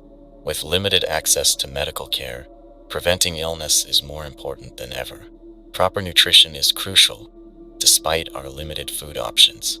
Try to maintain a balanced diet as much as possible and consider taking multivitamin supplements if available to prevent deficiencies. Dental hygiene is an often overlooked aspect of health that becomes critical in a survival situation. Brush your teeth regularly if possible, and rinse your mouth with salt water if you don't have access to toothpaste. Some survivors have reported success with using fibrous plants, carefully selected non-mutated varieties, as natural toothbrushes. Regular exercise is important not just for physical health but also for mental well-being. However, be cautious when exercising outdoors. Some mutated plants can detect the increased CO2 output and elevated body heat of someone exercising, making you a more visible target. Sleep is another crucial factor in maintaining health. Aim for regular sleep patterns as much as possible. Some survivors have reported using white noise generators to mask the sounds of plant movement at night, helping to reduce anxiety and improve sleep quality. Mental health is just as important as physical health in our new reality. The constant stress of survival, coupled with isolation and the horror of our changed world, can take a severe toll on psychological well-being. It's important to find ways to cope and maintain a sense of purpose. Some survivors have reported success with mindfulness and meditation. Others have found that keeping a journal helps them process their experiences. If you're part of a group, regular social interaction is crucial. Establish routines and shared activities to maintain a sense of normalcy. Now, let's address the issue of waterborne illnesses. With many water sources potentially contaminated by mutated plant matter, water purification is more important than ever. Always filter and boil water before drinking. If you suspect your water source might be contaminated with plant toxins, activated charcoal filters can be effective in removing many organic compounds. Watch for symptoms of waterborne illnesses such as diarrhea, fever, and abdominal pain. Oral rehydration solutions can be life-saving in cases of severe diarrhea. You can make a simple rehydration solution by mixing 6 level teaspoons of sugar and half a level teaspoon of salt in 1 liter of clean water. Let's discuss the importance of quarantine procedures. If a member of your group shows signs of a potentially contagious illness, it's crucial to isolate them immediately. This is particularly important given the uncertain nature of some plant-based illnesses. Designate a specific area for quarantine if possible, and use personal protective equipment when interacting with the sick individual. In terms of medical supplies, prioritize items that serve multiple purposes. Antiseptics, pain relievers, antihistamines, and broad-spectrum antibiotics, if available, should be at the top of your list. Don't forget about non-medication supplies like clean bandages, splints, and sterile needles for removing thorns or spines. For those managing chronic conditions, it's crucial to find sustainable ways to handle your health needs. Some survivors with conditions like diabetes have found success with carefully cultivated, non-mutated medicinal plants. However, this requires extensive knowledge and should only be attempted with extreme caution. Remember, in our new world, every injury or illness, no matter how small, has the potential to become life-threatening. Practice preventive care, stay vigilant, and never take unnecessary risks. Your health is your most valuable asset in this fight for survival. In our next segment, we'll be discussing the psychological aspects of survival in our changed world. Understanding how to maintain mental health and cope with the constant stress of our new reality is crucial for long-term survival. Stay tuned, stay healthy, and above all, stay human. This is Atlas, your guide to health and survival in the green apocalypse, and you're listening to Station Green Haven. As we continue our broadcast, I want to address a crucial aspect of survival that often goes overlooked: the psychology of survival in our changed world. The chlorophyll plague hasn't just transformed our physical environment, it's radically altered our mental landscape as well. Understanding how to maintain mental health and cope with the constant stress of our new reality is just as important as knowing how to find food or defend against mutated plants. Let's start by acknowledging the enormous psychological toll this situation has taken on all of us. We've all experienced profound loss of loved ones, of our way of life, of the world as we knew it. It's natural and expected to feel grief, anger, fear, and a whole host of other emotions. Recognizing and accepting these feelings is the first step in learning to cope with them. One of the most common psychological challenges survivors face is acute stress reaction, often known as shock. This can manifest in various ways, from emotional numbness to extreme anxiety or erratic behavior. If you or someone in your group experiences this, remember that it's a normal response to abnormal circumstances. Provide a safe, calm environment and offer reassurance.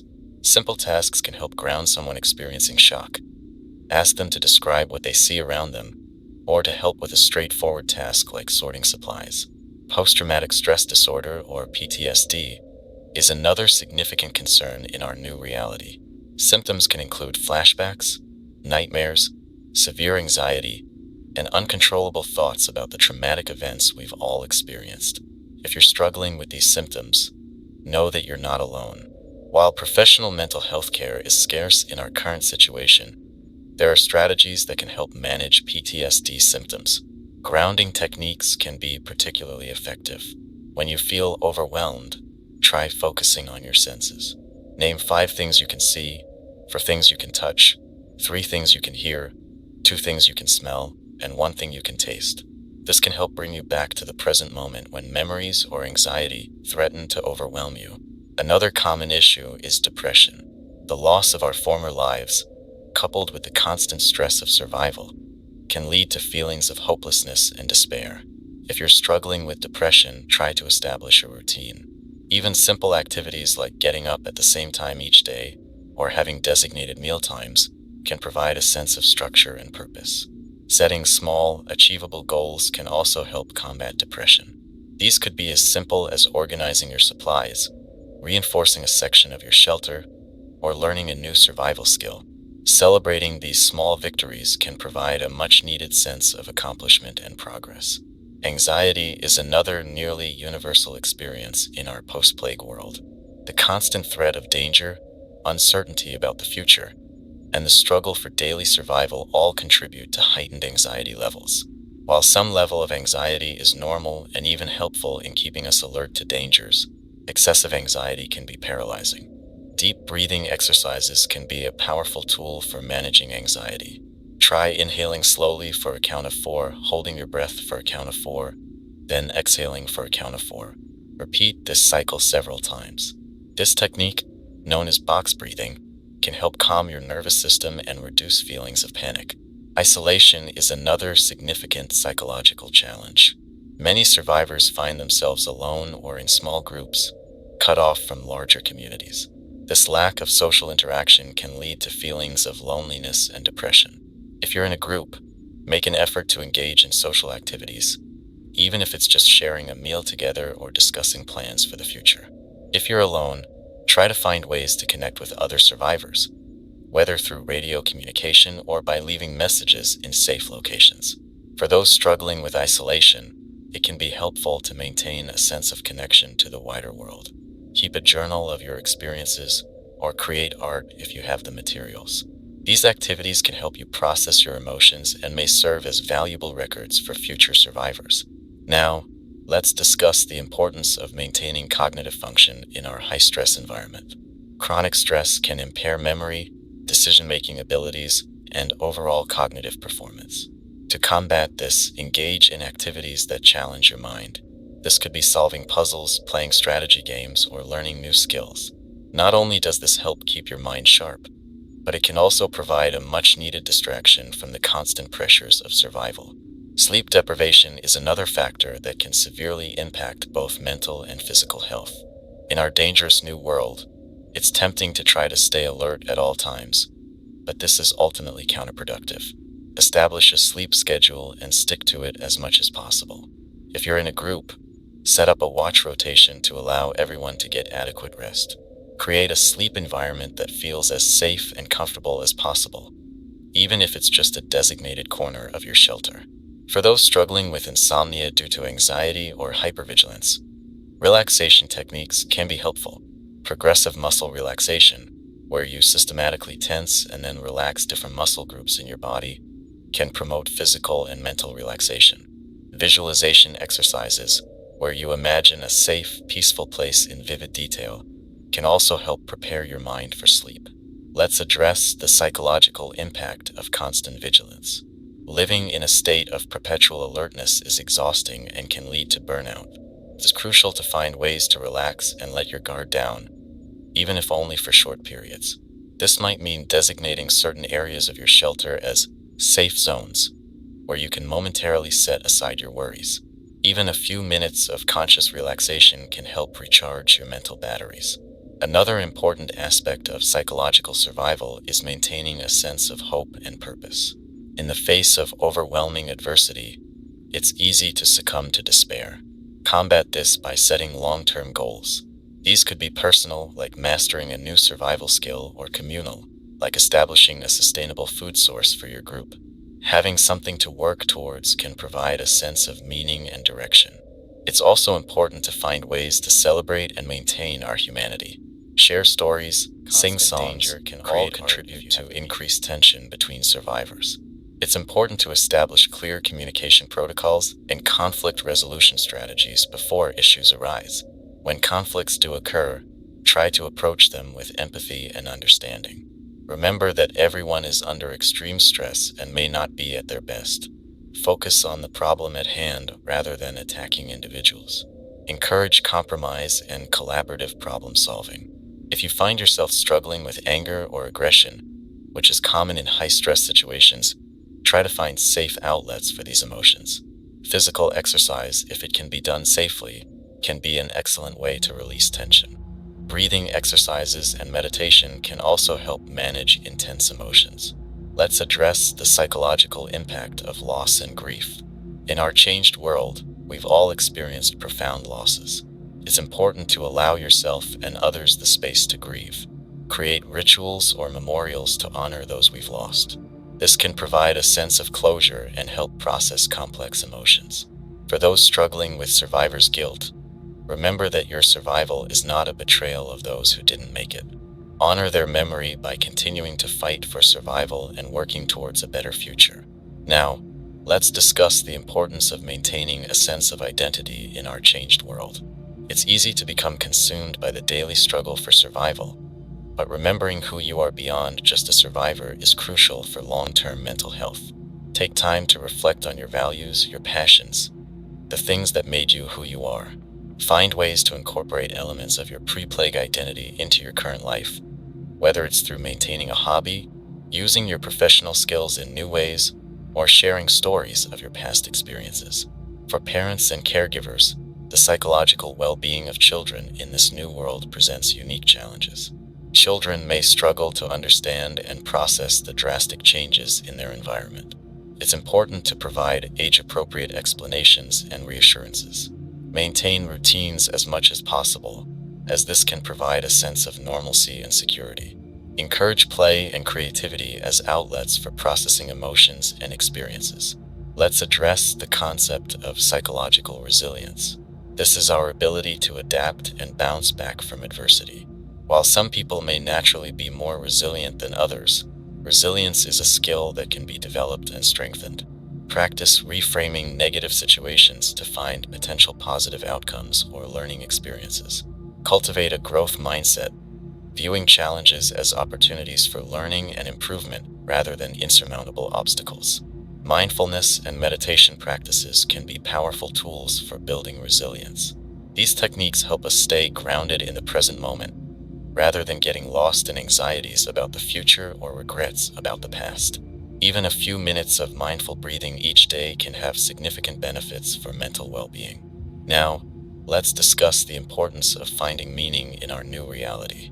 Viktor Frankl, a psychiatrist who survived the Holocaust, emphasized the importance of finding meaning in suffering as a key to survival. In our post-plague world, this could mean focusing on the legacy we want to leave for future generations. working towards the restoration of human civilization, or simply being a source of support and kindness for our fellow survivors. Remember, it's okay to not be okay all the time. Give yourself permission to have bad days, to feel overwhelmed or scared. What's important is that we don't let these feelings paralyze us or define us. Acknowledge them, process them, and then continue moving forward. As we navigate this new psychological landscape, it's crucial to remain adaptable. Our understanding of mental health in this changed world is evolving, just as the world itself continues to change. Stay open to new coping strategies. Be willing to adjust your approach as needed. And above all, be patient with yourself and others. In our next segment, we'll be discussing communication and community building in our post-plague world. Understanding how to effectively communicate and form connections with other survivors is crucial for our long-term survival and the potential rebuilding of society. Stay tuned, stay resilient, and remember, you are not alone in this struggle. This is Atlas, your guide through the psychological challenges of the Green Apocalypse, and you're listening to Station Green Haven. As we continue our broadcast, let's turn our attention to a critical aspect of survival in our post-plague world: communication and community building. In the face of the chlorophyll plague, our ability to connect with other survivors and form cohesive communities may well be the key to humanity's long-term survival and the potential rebuilding of society. Let's start by discussing the challenges of communication in our new reality. With most of our traditional communication infrastructure destroyed or rendered unusable by the mutated plants, we've had to adapt and find new ways to stay connected. One of the most reliable methods we've seen survivors use is radio communication. Shortwave and ham radios have become invaluable tools for long-distance communication. If you have access to radio equipment, maintain it carefully and learn how to use it effectively. For those without access to radio equipment, other methods of communication have emerged. Some survivors have reported success with setting up regular check-in points where messages can be left for others. These could be physical locations that are relatively safe from plant incursion, where written messages can be posted or supplies exchanged. When using such methods, always exercise caution and be aware that others, potentially hostile, may also be monitoring these points. Visual signals have also proven effective for short-range communication. Survivors have developed systems of flags, smoke signals, or light flashes to convey basic messages or warnings. If you're part of a community, consider establishing a standardized system of signals that all members understand. Now, let's address the importance of establishing clear communication protocols within your group or community. In high-stress situations, misunderstandings can quickly escalate into conflicts. Develop a common vocabulary for describing threats, resources, and locations. This can help prevent confusion during critical moments. For larger communities, consider implementing a chain of communication. This can help ensure that important information reaches everyone without becoming distorted along the way. Designate specific individuals as information coordinators who are responsible for disseminating updates and collecting reports from community members. Let's move on to discuss the challenges and importance of building communities in our post-plague world. While the instinct for self-preservation might push us towards isolation, the reality is that we are stronger together. Communities provide not just physical safety in numbers, but also the emotional support and diverse skills necessary for long-term survival. When forming or joining a community, it's crucial to establish clear guidelines and expectations from the outset. This should include rules for resource sharing, decision-making processes, and how conflicts will be resolved. Having these structures in place can help prevent misunderstandings and power struggles down the line. One of the key aspects of successful communities we've observed is the fair distribution of tasks and resources. Everyone should have a role to play based on their skills and abilities. This not only ensures that all necessary work gets done, but also gives each member a sense of purpose and belonging. Now, let's address the sensitive topic of integrating new members into existing communities. While growth can bring valuable new skills and resources, it also presents risks. Develop a system for vetting potential new members. This might involve a probationary period where newcomers can demonstrate their trustworthiness and ability to contribute to the community. It's also important to have protocols in place for dealing with individuals who may pose a threat to the community. This could range from those who consistently violate community rules to those who may be infected with plant-based parasites. While it's a difficult topic to consider, having clear, agreed-upon procedures can prevent hasty decisions in crisis moments. Let's discuss the importance of maintaining cultural practices and shared experiences within communities. In the face of our changed world, holding on to elements of our shared human heritage becomes even more crucial. Encourage the sharing of stories, songs, and traditions. These shared cultural touchstones can help build a sense of unity and remind us of our common humanity. Consider establishing regular community gatherings or rituals. These could be as simple as shared meals or as elaborate as celebrations marking the changing seasons. These events provide opportunities for social bonding and can serve as milestones to mark the passage of time in our new reality. Now, let's talk about the role of education in our post-plague communities. While formal schooling may no longer be possible, the transfer of knowledge remains crucial. Consider setting up systems for skill sharing, where individuals with specific expertise can teach others. This not only helps spread vital survival skills, but also provides a sense of continuity with our pre-plague world. For communities with children, establishing some form of structured learning is important. This helps provide a sense of normalcy and prepares the next generation for the challenges they'll face. Focus on practical skills as well as preserving. Let's address the challenge of maintaining long-distance connections between different communities. While direct contact may be difficult or dangerous, finding ways to share information and resources between survivor groups is crucial for our long-term survival. Consider establishing regular broadcasts like this one, where information can be shared widely. If possible, set up networks of runners or messengers who can travel between communities, though always with extreme caution due to the dangers of mutated plants. Now, let's discuss the importance of community mental health. In our high-stress environment, supporting each other's psychological well-being is crucial. Consider establishing support groups where people can share their experiences and feelings. Train community members in basic counseling skills to provide peer support. It's also important to have strategies in place for dealing with individuals who may be struggling with severe mental health issues. This could include designating safe spaces for those in acute distress, or having protocols for how to support someone experiencing a mental health crisis. Let's talk about the role of leadership in our new communities. Effective leadership can make the difference between a thriving community and one that falls apart under pressure. Look for leaders who can balance decisiveness with the ability to listen and incorporate others' perspectives. In our uncertain world, flexibility and adaptability are key leadership traits. Consider implementing a system of shared or rotating leadership. This can help prevent burnout and ensure that the community doesn't become overly dependent on any one individual. It also allows for different skills and perspectives to guide the community as needs change. Now, let's address the sensitive topic of justice and conflict resolution in our post-plague communities. With formal legal systems gone, it's up to each community to establish fair methods for resolving disputes and dealing with infractions. Consider setting up a council of respected community members to adjudicate conflicts. Establish clear, agreed-upon consequences for various offenses, but also leave room for mercy and rehabilitation where appropriate. Let's discuss the importance of maintaining hope and a vision for the future within our communities.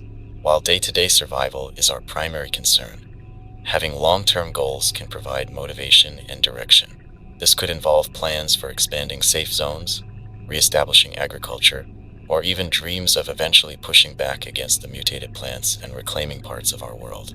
Encourage community members to think beyond mere survival. What kind of world do we want to rebuild? How can we learn from the mistakes of our pre-plague society? These discussions, while they may seem abstract, can help maintain a sense of purpose and human dignity in the face of our harsh reality. Now, let's talk about the role of trade and exchange between communities. While our options are limited, finding ways to exchange goods, skills, and information with other survivor groups can be incredibly beneficial. This might involve setting up secure meeting points for trades or using intermediaries to facilitate exchanges. Always approach such interactions with caution, but remember that building networks of cooperation will be crucial for our long-term survival. Let's address the challenge of maintaining community cohesion in the face of external threats. The constant danger from mutated plants can create a siege mentality that, while useful for survival, can also lead to paranoia and isolation. Balance vigilance with openness. Regularly remind community members of the importance of unity and mutual support. Consider implementing buddy systems or small group structures within larger communities. These can provide more intimate support networks and ensure that no individual feels lost or overlooked within the larger group. Now, let's discuss the importance of celebrating successes and milestones as a community. In our harsh new world, every day of survival is an achievement. Find ways to acknowledge and celebrate these victories, no matter how small. This could involve recognizing individuals who have made significant contributions, or marking the anniversaries of your community's founding or major achievements. Let's talk about the role of creativity and innovation in community building. Encourage community members to think outside the box when it comes to solving problems. Our changed world requires new solutions, and fostering an atmosphere of creative thinking can lead to breakthrough innovations in survival techniques, plant defense, or community organization. Consider setting up think tanks or innovation groups within your community. These could be tasked with addressing specific challenges or simply encouraged to explore new ideas. Remember, in our post-plague world, an idea that seems outlandish at first might just be the key to our survival. Now, let's address the sensitive topic of reproduction and family planning in our new reality. The decision to bring new life into our dangerous world is deeply personal, but it also has implications for the entire community. If your community chooses to support reproduction, consider how to best protect and provide for expectant mothers and young children. This might involve designating specific safe areas or assigning additional resources and protectors. Let's discuss the importance of maintaining physical health within our communities. Organize regular group exercise sessions if it's safe to do so. This not only helps maintain physical fitness crucial for survival, but also provides opportunities for social bonding. Be creative in coming up with exercises that can be done in limited spaces or with minimal equipment. Consider establishing community gardens in protected areas if possible. While we must be extremely cautious about cultivating plants due to the risk of mutation, having a controlled source of safe food can be invaluable. These gardens can also serve as a focal point for community activity and a symbol of our ability to nurture life even in our harsh new world. Now, let's talk about the role of art and culture in our post-plague communities.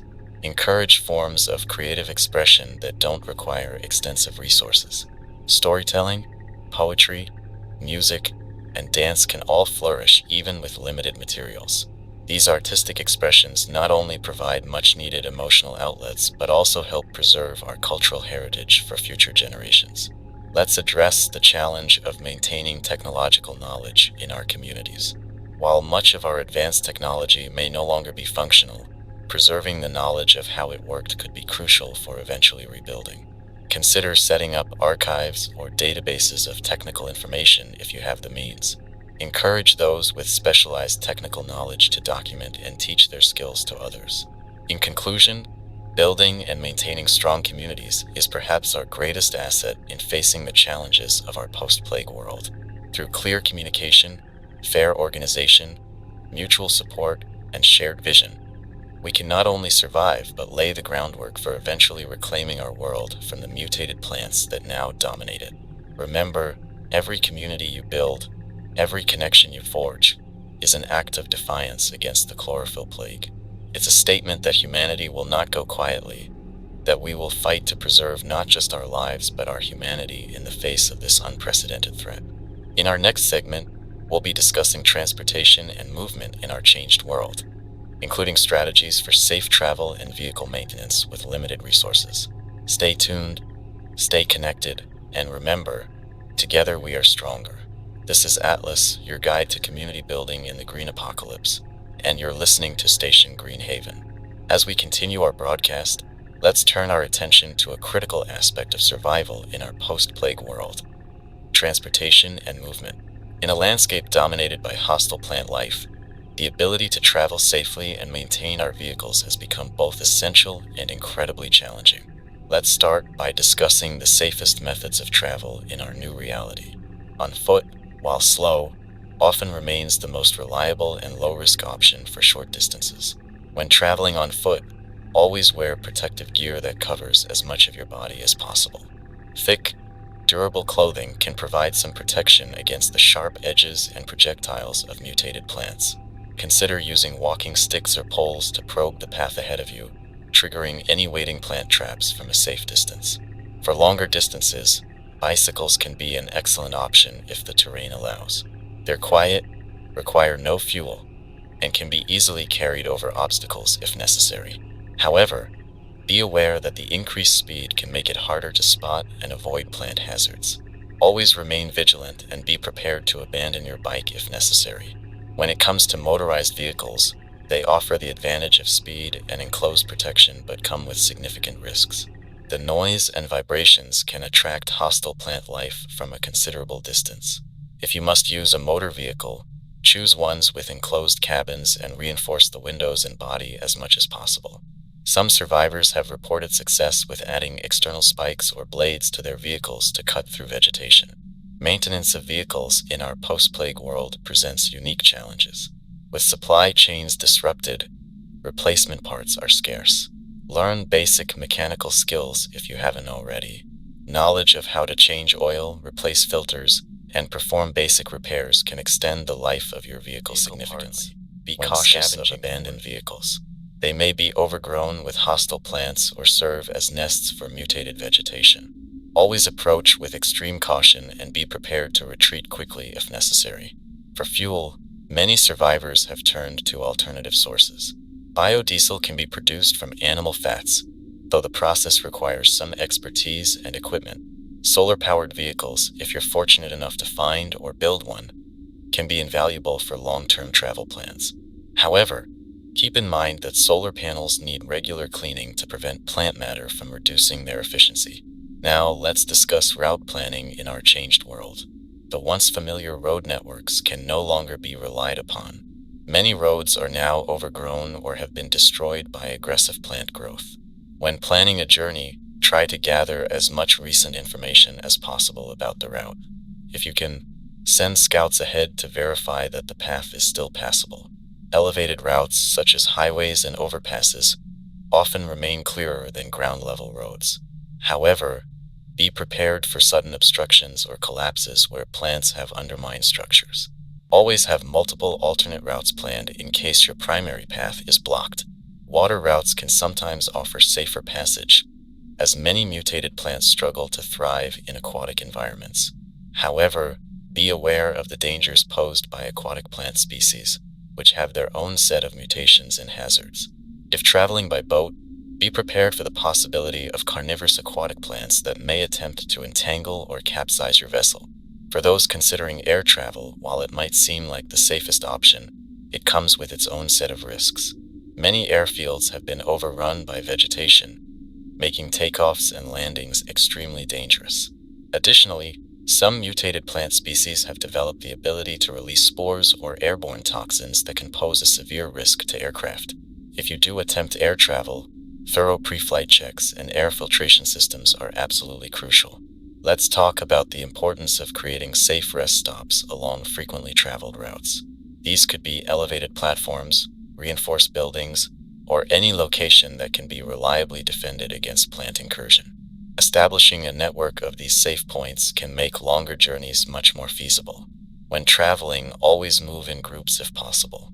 Have designated lookouts watching in all directions, including above and below. Some plant species have developed the ability to attack from unexpected angles, including from beneath the ground or by dropping from overhead. Now, let's discuss the equipment you should have for any journey in our post-plague world. Apart from your vehicle or transportation method, always carry emergency supplies.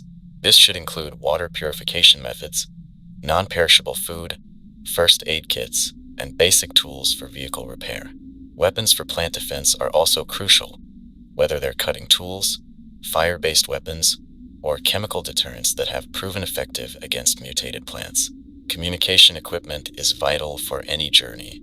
If possible, carry long-range radios to stay in contact with your home base or to call for help if needed. Some survivors have developed networks of signal boosters to extend radio range across plant-infested areas. Let's address the challenge of night travel. While the cover of darkness might seem advantageous, many mutated plant species have developed enhanced sensory abilities that make them just as, if not more, dangerous at night. If you must travel after dark, use red lights if possible, as these seem to be less easily detected by most plant species. Move slowly and be prepared for the possibility that familiar routes may have changed as plants often become more active at night. For those undertaking long journeys, the ability to create secure temporary shelters is crucial. Some survivors have developed portable shelter kits that can be quickly assembled and provide protection against most plant attacks.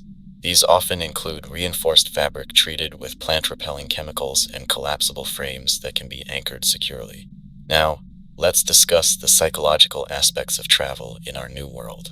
The constant vigilance required can be mentally exhausting. When planning long trips, factor in regular rest periods in secure locations. Use these times not just for physical rest, but for mental decompression as well. Mindfulness techniques or simple relaxation exercises can help manage the stress of constant alertness. For those traveling in groups, establish clear communication protocols before setting out. Have agreed-upon signals or code words for different types of threats or situations. This can help prevent panic and ensure quick, coordinated responses to dangers. Let's talk about the importance of record-keeping during your travels. Detailed logs of routes taken, obstacles encountered, and changes in plant behavior can be invaluable for future travelers. If you have the means, consider leaving secure caches of this information at various points along your route for others to find. Now, let's address the challenge of transporting goods in our post-plague world. With traditional supply chains disrupted, the ability to move resources between survivor communities has become crucial. Some groups have established networks of couriers who specialize in navigating the dangers of long-distance travel. If your community engages in trade with others, consider training and equipping dedicated transport teams.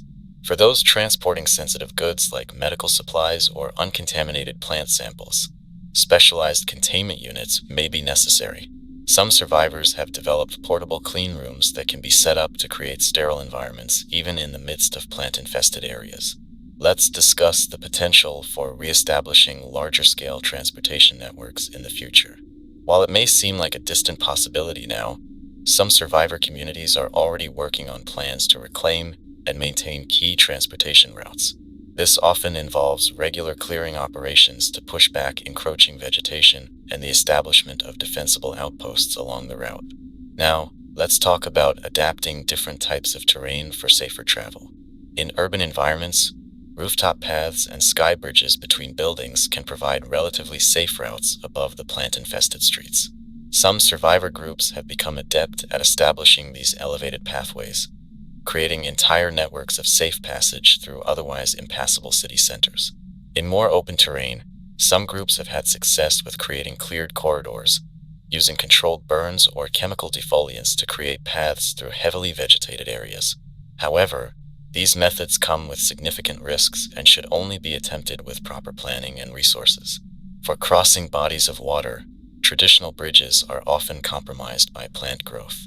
Some survivors have developed systems of temporary floating bridges that can be quickly deployed and retrieved, minimizing the time available for aquatic plants to attack or colonize them. Let's address the challenge of traveling through areas with airborne plant spores or toxins. In these zones, completely sealed environmental suits may be necessary. Some survivor groups have retrofitted old hazmat suits with additional reinforcement against plant attacks. If traveling through known spore-heavy areas, consider using vehicle-mounted air filtration systems as an additional layer of protection. Now, let's discuss the potential for using animal transportation in our changed world. While many domestic animals fell victim to carnivorous plants in the early days of the plague, some species have shown surprising resilience. Horses, if you can find and maintain a safe environment for them, can be valuable for travel in areas where motorized vehicles are impractical. However, Be aware that the scent and heat signature of large animals can attract predatory plants from a considerable distance. For crossing particularly hazardous terrain, some survivor groups have experimented with remote-controlled or autonomous vehicles. These can be used to scout ahead or transport goods through high-risk areas without endangering human life. While the technology and resources for this are scarce, it's an area of innovation worth exploring if you have the means. Let's talk about the importance of camouflage and stealth when traveling. Many mutated plants have developed acute sensory abilities, capable of detecting the heat, motion, and even the carbon dioxide exhaled by potential prey.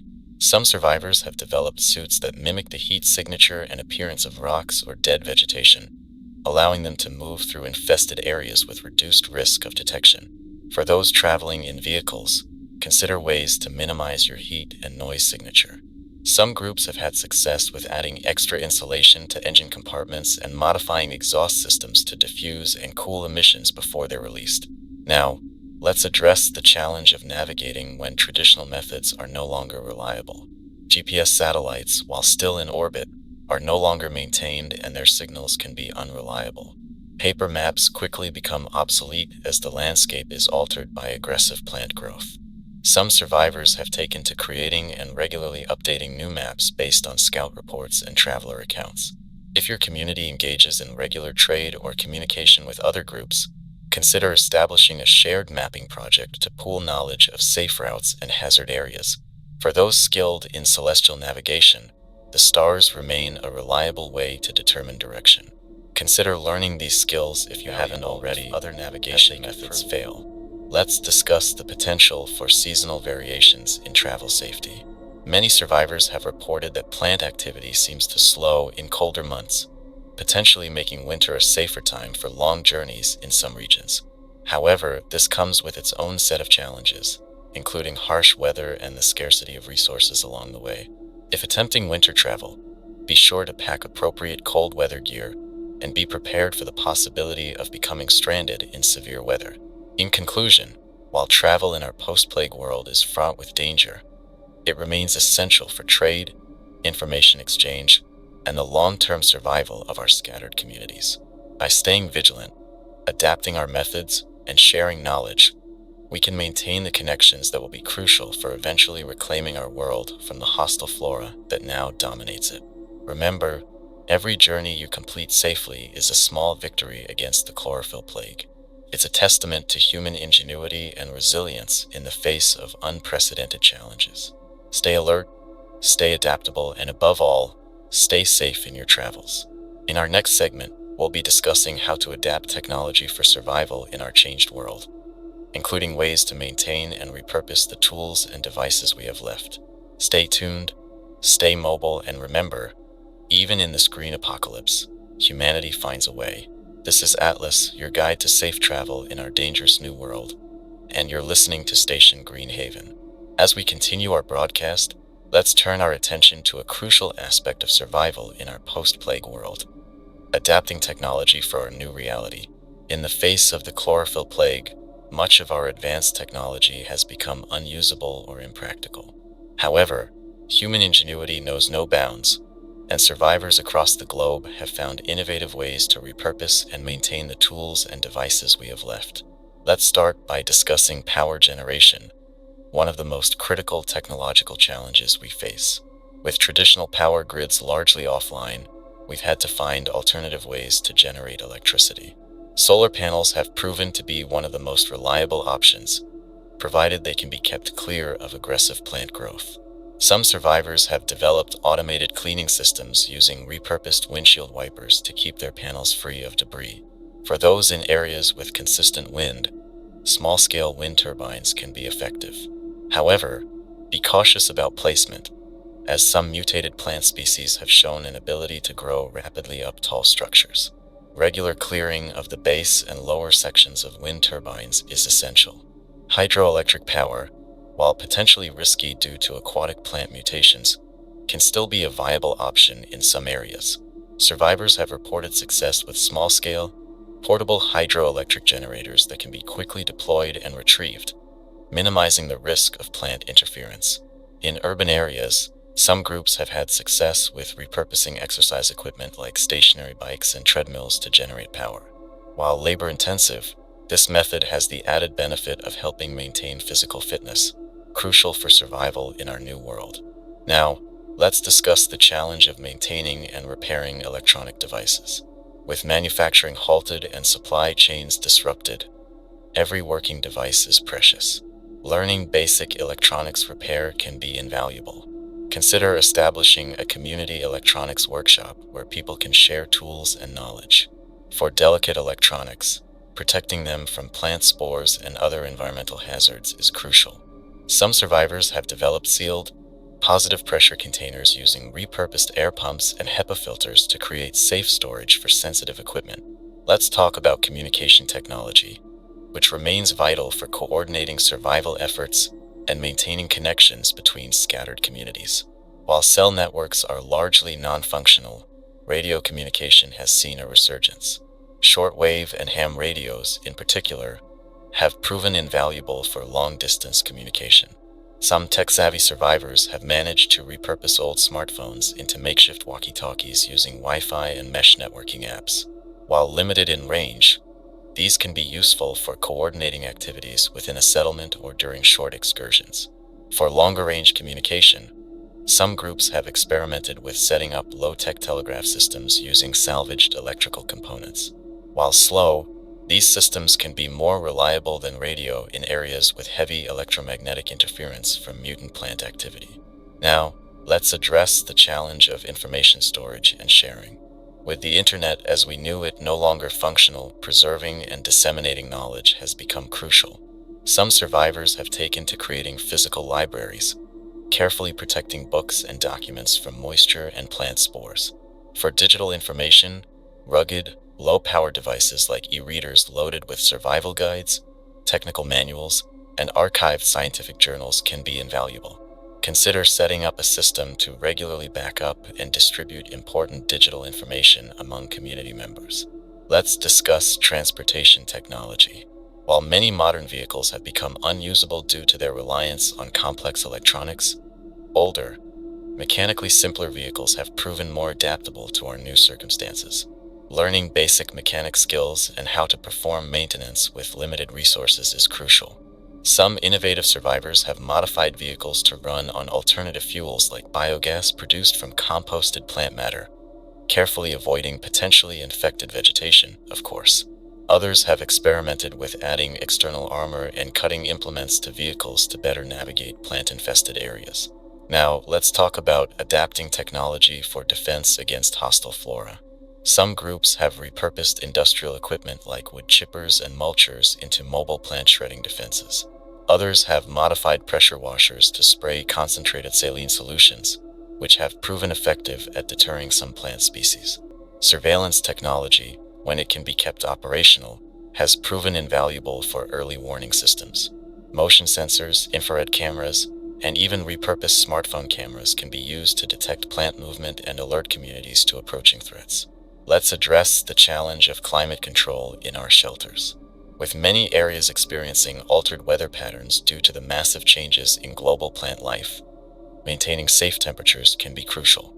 Some survivors have developed low-tech cooling solutions using principles of evaporative cooling, while others have repurposed refrigeration components from abandoned buildings to create climate-controlled safe rooms. For those in colder climates, finding safe heating methods is essential. Some groups have experimented with geothermal heating systems, tapping into the Earth's natural warmth while minimizing exposure to surface-level plant threats. Now, let's discuss water technology, which is critical for long-term survival. Developing effective water purification systems is crucial, given the potential for contamination by mutant plant matter.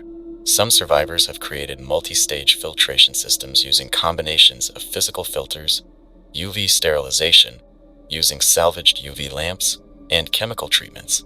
For water collection, some innovative groups have developed fog harvesting systems using repurposed materials like window screens and plastic sheeting. These can be particularly effective in coastal areas or regions with frequent mist. Let's talk about food technology. With traditional agriculture compromised by the chlorophyll plague, we've had to find new ways to produce safe, uncontaminated food. Some survivors have repurposed shipping containers and other sealed environments into hydroponic or aeroponic growing systems. These controlled environments allow for the cultivation of uninfected plants, though extreme caution and regular testing are necessary to prevent contamination. For protein production, some groups have developed insect farming systems using repurposed materials. Crickets, mealworms, and other insects can be raised in relatively small, controlled spaces and provide valuable nutrition. Now, let's address medical technology. With pharmaceutical production halted, many survivors have turned to researching and developing plant-based medicines, carefully using uninfected plant species grown in controlled environments. Some groups with access to laboratory equipment have even managed to produce small batches of essential medications. Diagnostic technology, when it can be maintained, is invaluable. Some medical professionals have repurposed smartphones and tablets into basic diagnostic tools, using salvaged sensors and custom software to monitor vital signs and detect common ailments. Let's discuss waste management technology, a critical but often overlooked aspect of long-term survival. Some innovative communities have developed composting systems that can safely process human waste into usable fertilizer for controlled agriculture projects. Others have experimented with biogas digesters, turning waste into a usable fuel source. Now, let's talk about adapting technology for education and skill sharing. With formal education systems disrupted, some communities have repurposed tablets and e-readers into shared learning devices, loaded with textbooks, instructional videos, and interactive learning software. These devices can help maintain and spread crucial knowledge. Some tech-savvy survivors have even managed to create local area networks within their settlements, resources, allowing basic online courses using salvaged computer equipment. Let's address the challenge of timekeeping in our new world. With GPS satellites no longer reliably maintained, keeping accurate time across different regions has become difficult. Some communities have turned to constructing basic solar calendars and mechanical clocks to maintain a sense of time and coordinate activities. Now, let's discuss entertainment technology, which, while it might seem frivolous, plays a crucial role in maintaining morale and mental health. Some survivors have repurposed projectors and screens to create community cinema spaces, showing saved movies and documentaries. Others have developed simple, low-power gaming systems using salvaged components, providing a much-needed distraction from the harsh realities of our world.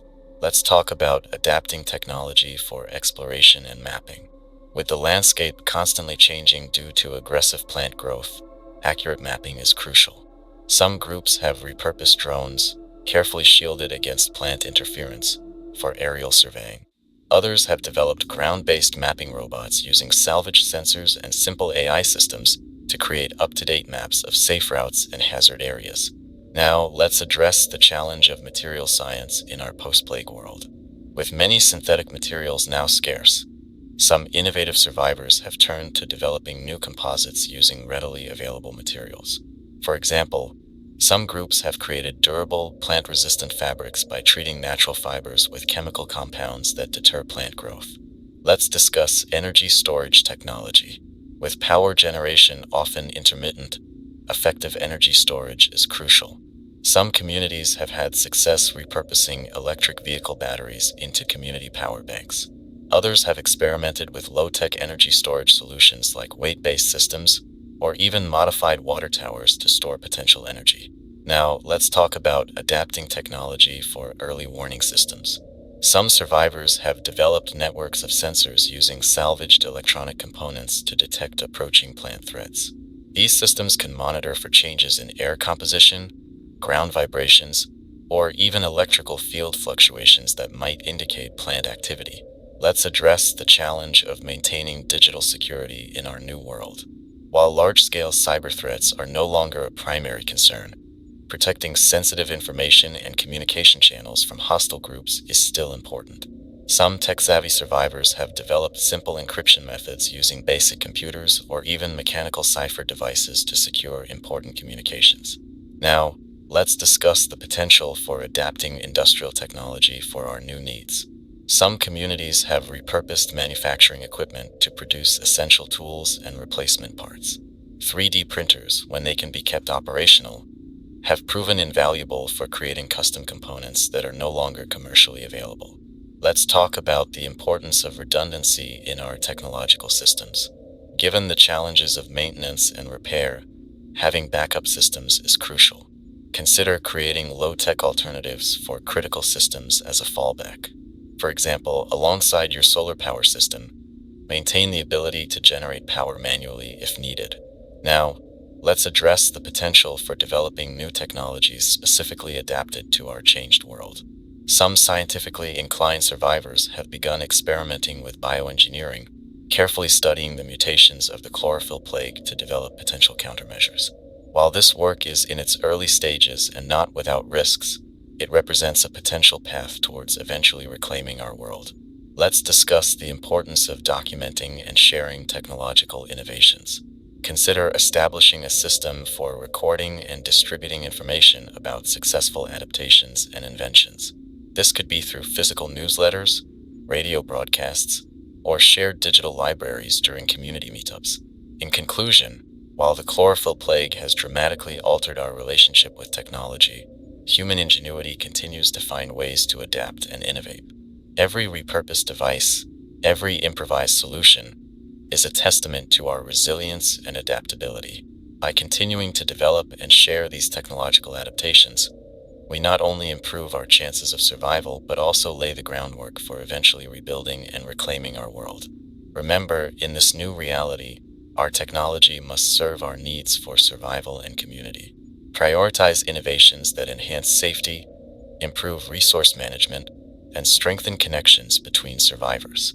Stay curious, stay innovative, and never underestimate the power of human creativity in the face of adversity. In our next segment, we'll be discussing the ongoing search for a cure to the chlorophyll plague, including the latest theories and research efforts from surviving scientific communities.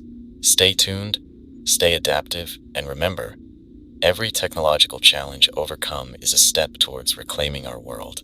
This is Atlas, your guide to technological adaptation in the green apocalypse, and you're listening to Station Green Haven. As we continue our broadcast, let's turn our attention to a topic that gives us hope in these dark times: the ongoing search for a cure to the chlorophyll plague. While our world has been dramatically altered by this unprecedented botanical threat, surviving scientific communities around the globe have not given up on finding a way to combat and potentially reverse the effects of the plague. Let's start by discussing the current state of research efforts. Despite the challenges posed by our new reality, pockets of scientific research have persisted in various protected enclaves. We've received reports of fortified laboratories in locations ranging from remote island research stations to repurposed military bunkers. These facilities, often operating with limited resources and under constant threat from mutated plant life, are at the forefront of our fight against the chlorophyll plague. One of the most promising lines of research comes from a team of botanists and geneticists working in a converted submarine base off the coast of Norway. They've been studying the genetic changes in affected plants, trying to identify the key mutations that have led to their aggressive behavior. Their early findings suggest that the plague may have activated dormant genes present in many plant species, genes that are remnants from a time in Earth's history when plants were more actively mobile and predatory. This theory aligns with reports from paleobotanists who have noted similarities between some mutated plants and fossilized remains of ancient plant species. It's as if the chlorophyll plague has somehow reversed millions of years of plant evolution, bringing back traits that had long been suppressed. Another significant area of research focuses on understanding the mechanism by which the plague spreads from one plant to another.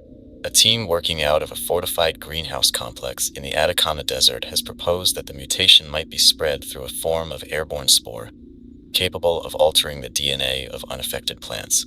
They're working on developing air filtration systems that could potentially prevent the spread of these spores, which could be crucial in creating and maintaining safe zones for human habitation and agriculture. Let's discuss some of the potential weaknesses in mutated plants that researchers have identified. A group of biochemists in a subterranean lab beneath the ruins of Tokyo has been studying the metabolic processes of affected plants. They've discovered that the rapid growth and increased mobility of these plants come at a high energy cost. This could potentially be exploited to create a kind of metabolic disruptor that could weaken or even kill mutated plants without harming unaffected flora. Another interesting discovery comes from a marine biology team operating from a retrofitted oil rig in the Gulf of Mexico. They've observed that certain species of algae seem to be resistant to the chlorophyll plague. These algae produce compounds that appear to inhibit the aggressive behavior of mutated aquatic plants. While it's still early in their research, there's hope that these compounds could be synthesized and used as a basis for developing treatments for infected land plants. Now, let's talk about some of the challenges facing these research efforts. One of the biggest obstacles is the rapid mutation rate of affected plants. By the time researchers develop a potential treatment based on observed plant behavior, the plants have often already evolved new defenses or abilities. This has led some scientists to propose that any effective cure will need to target the fundamental mechanism of the plague itself, rather than specific symptoms or behaviors. Another significant challenge is the difficulty in safely conducting field research. The aggressive nature of mutated plants makes traditional botanical field work extremely dangerous. Some research teams have adapted by developing remote-controlled drones and robots for sample collection and in-situ observations. A group of engineers and botanists in what was once Silicon Valley has made significant progress in this area, creating sophisticated plant-resistant robots capable of navigating through heavily infested areas to gather crucial data. Let's discuss some of the more unconventional approaches being explored in the search for a cure. A team of mycologists working from a cave system in the French Alps has been investigating the potential of certain fungal species to combat the chlorophyll plague. They've observed that some fungi seem to be able to weakening them or even reversing some of the aggressive mutations. While this research is still in its early stages, it presents an intriguing biological approach to fighting the plague. Another fascinating line of inquiry comes from a group of quantum physicists and botanists collaborating in a repurposed particle accelerator facility. They're exploring the theory that the chlorophyll plague may have been triggered by subtle changes in background radiation, possibly from an unknown cosmic event. Their work is highly theoretical, but if proven correct, it could lead to the development of technologies to shield plants from these effects or even reverse them. Now, let's address the important role that survivor communities can play in the search for a cure. While you may not have access to advanced laboratory equipment, your observations and experiences are invaluable to researchers. Many scientific teams have set up networks to collect data from survivors around the world. If you have the means to safely do so, consider documenting your observations of plant behavior, especially any instances of plants that seem resistant to the plague or areas where plant aggression seems to be lower. Some survivor communities have even set up their own research initiatives.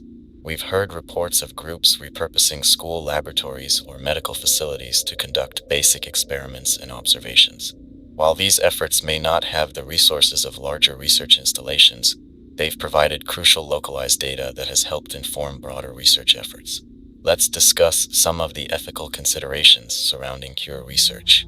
As scientists explore more aggressive interventions against mutated plants, questions have arisen about the potential ecological impact of these treatments. Some researchers argue that we must be cautious about introducing new disruptions to an already severely altered global ecosystem. Others contend that the existential threat posed by the chlorophyll plague justifies more drastic measures. This ethical debate extends to the use of human subjects in research. With traditional clinical trial protocols no longer feasible, some research teams have resorted to more ethically fraught testing methods.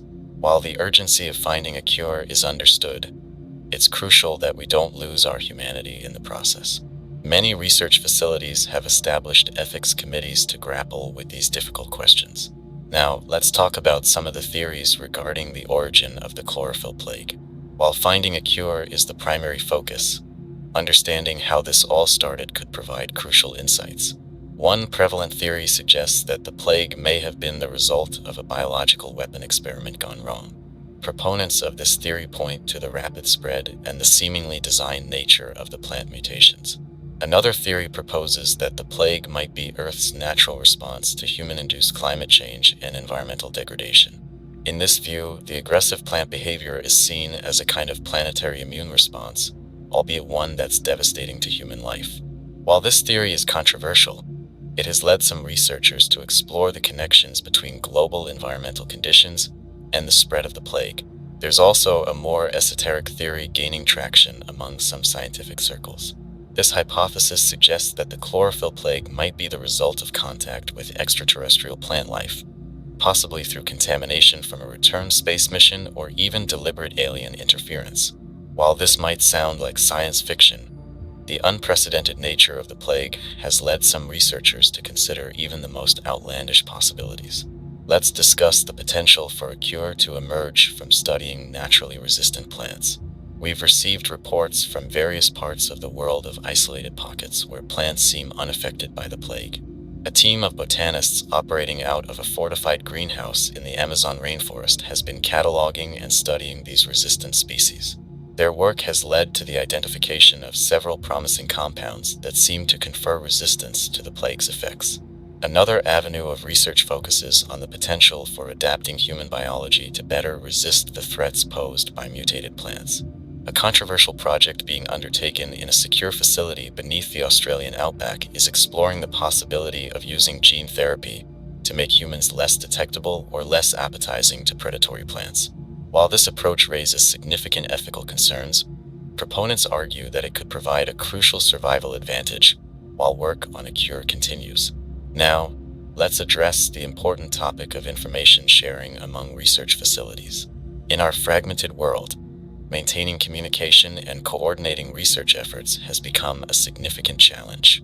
Some groups have established secure radio networks to share findings and collaborate on research. Others have resorted to more novel methods, such as using specially trained birds to carry messages between facilities. There's also been a concerted effort to preserve and distribute research findings as widely as possible. Many facilities regularly produce physical copies of their work, distributing them to survivor communities to ensure that crucial information isn't lost if a research center falls to the mutated plants. Let's discuss the role of artificial intelligence in the search for a cure. Before the collapse of global communications networks, several AI systems were set to work analyzing the vast amounts of data related to the chlorophyll plague. Some research facilities that have managed to maintain advanced computing capabilities continue to use AI to process new data and generate potential treatment hypotheses.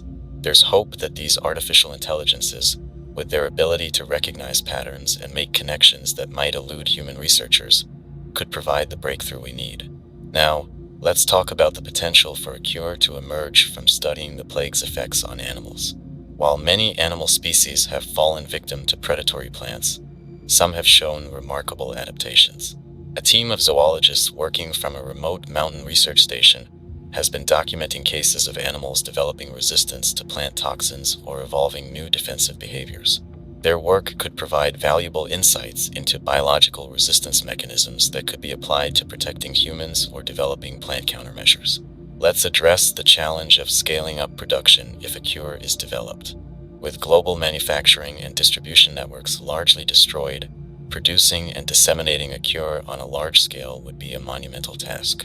Some forward-thinking research teams are already developing plans for decentralized production methods that could be implemented by survivor communities using locally available resources. As we conclude this segment on the search for a cure, it's important to remember that this is a fight that extends beyond just the scientific community. Every survivor who maintains hope, who continues to observe and document the world around them, who shares information and supports research efforts, is contributing to this crucial endeavor. The search for a cure to the chlorophyll plague is more than just a scientific pursuit. It's a testament to human resilience and our unwillingness to succumb to this unprecedented threat. While the task ahead is daunting, the combined efforts of researchers and survivors around the world give us reason to hope. Every day brings new discoveries, new insights, and new possibilities. Remember, in supporting and contributing to these research efforts, you're not just fighting for survival, you're fighting for the future of humanity and our place on this planet. Stay vigilant, stay curious, and never lose hope. Every observation you make, every piece of information you share, could be the key to unlocking the cure we so desperately need. In our next segment, we'll be discussing long-term survival strategies and plans for rebuilding society in a world forever changed by the chlorophyll plague. Stay tuned, stay safe, and remember, the search for a cure continues. This is Atlas, your connection to the ongoing fight against the green menace, and you're listening to Station Greenhaven. As we continue our broadcast, let's turn our attention to a crucial topic for our long-term survival: planning for the future in a world forever changed by the chlorophyll plague. While our immediate focus has been on day-to-day survival, it's essential that we also look ahead and consider how we can rebuild and sustain human society in this new reality. Let's start by discussing sustainable living strategies in our post-plague world. One of the most significant challenges we face is creating safe, plant-free zones for human habitation. Many survivor communities have found success in establishing elevated settlements, using structures like repurposed high-rise buildings or specially constructed platforms to stay above the reach of aggressive ground-level vegetation. These elevated communities often employ vertical farming techniques, using carefully sealed and monitored hydroponic or aeroponic systems to grow uncontaminated food. Some have even developed multi-tiered agricultural setups, maximizing food production in limited spaces while maintaining strict controls to prevent any infiltration by mutated plants. Water management is another critical aspect of long-term survival. Many communities have implemented advanced rainwater collection systems, often incorporating multiple stages of filtration and purification to ensure safety. Some have gone further, developing atmospheric water generators that providing a reliable water source even in arid environments. Energy production remains a key concern for sustainable living. Solar power continues to be a popular choice, with many communities developing innovative cleaning mechanisms to keep panels free from plant matter. Some groups have experimented with bioreactors, carefully using controlled algae growth to generate power while ensuring the algae remains unaffected by the chlorophyll plague. Now, let's discuss strategies for expanding safe zones and reclaiming territory from the mutated flora. Some survivor groups have had success with systematic clearing operations, using a combination of mechanical removal, controlled burning, and carefully applied herbicides to push back plant growth. These operations require constant vigilance and maintenance, but have allowed some communities to gradually expand their livable areas. Other groups have taken a different approach, focusing on coexistence rather than eradication. They've studied the behavior patterns of mutated plants and found ways to redirect or deter them without direct confrontation. This has led to the development of plant-resistant architecture and urban planning strategies that allow human settlements to exist alongside the new plant ecosystem with minimal conflict. Let's talk about the importance of knowledge preservation and education in our long-term survival plans. Many communities have established secure archives, preserving books, digital information, and other records of human knowledge. These archives often include detailed accounts of pre-plague life, scientific and technical information, and cultural artifacts, ensuring that future generations will have access to humanity's accumulated wisdom. Education systems have been adapted to our new reality, with a strong focus on practical survival skills alongside traditional academic subjects. Many communities have implemented apprenticeship programs, pairing young people with experienced survivors to pass on crucial skills in areas like engineering, medicine, and agriculture. Now, let's address the challenge of maintaining and rebuilding infrastructure in our changed world. While large-scale projects like restoring power grids or transportation networks may seem daunting, some communities have made impressive progress on a local scale. We've heard reports of groups successfully reactivating small hydroelectric dams, restoring sections of railway, and even getting limited internet connectivity functioning in some areas.